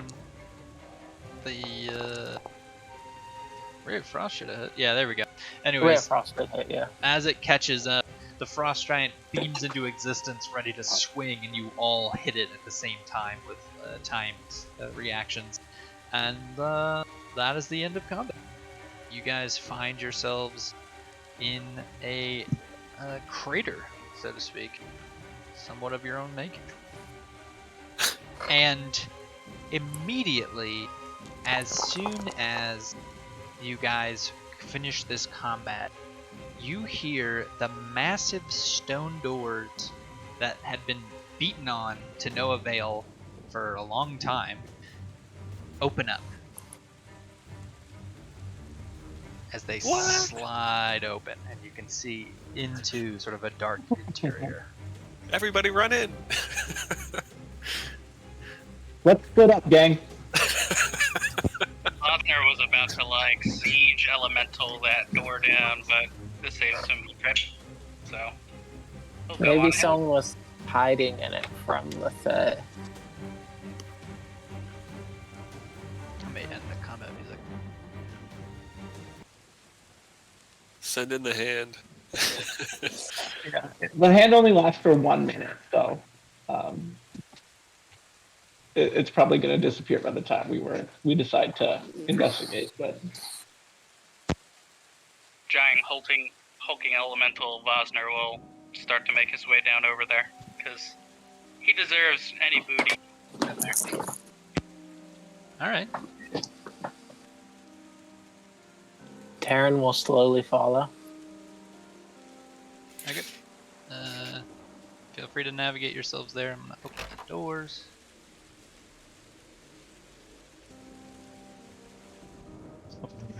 a light. Half the squad's like, all right, let's go. I'm kind of limping my way there. No, that's not the entrance. That's over to the right. There it is. You I guys- gotta head out, but Atticus will follow you guys. But his normally somewhat stoic face, you can tell he's kind of pissed at you all. Don't leave on that note, Tim. All Never right. go to bed angry. I'll get you guys It's all to. fair, especially after that snake thing. So Vosner feels like we're tit for tat. There you go. I threw Vos. I like how Vosner's all of a sudden like, maybe the evil snake god is good. You never know. All right, there you go. See you, Tim. And I'll see you guys. Bye. yeah, I'll wrap it up pretty quick here, anyways. You guys step into this chamber, and it is, the walls are sort of ornately carved and immaculate, gilded, beautiful, untouched by time and untouched by dust. It is sort of like, like a nuclear fallout shelter almost. It's perfectly preserved, gorgeous. There are detailed art. There's detailed art on all of the walls, sconces, etc. Nice. And in front of you, a massive door made of stone, and it opens as you step closer. And at the end of it sits a giant stone sphinx atop a massive altar.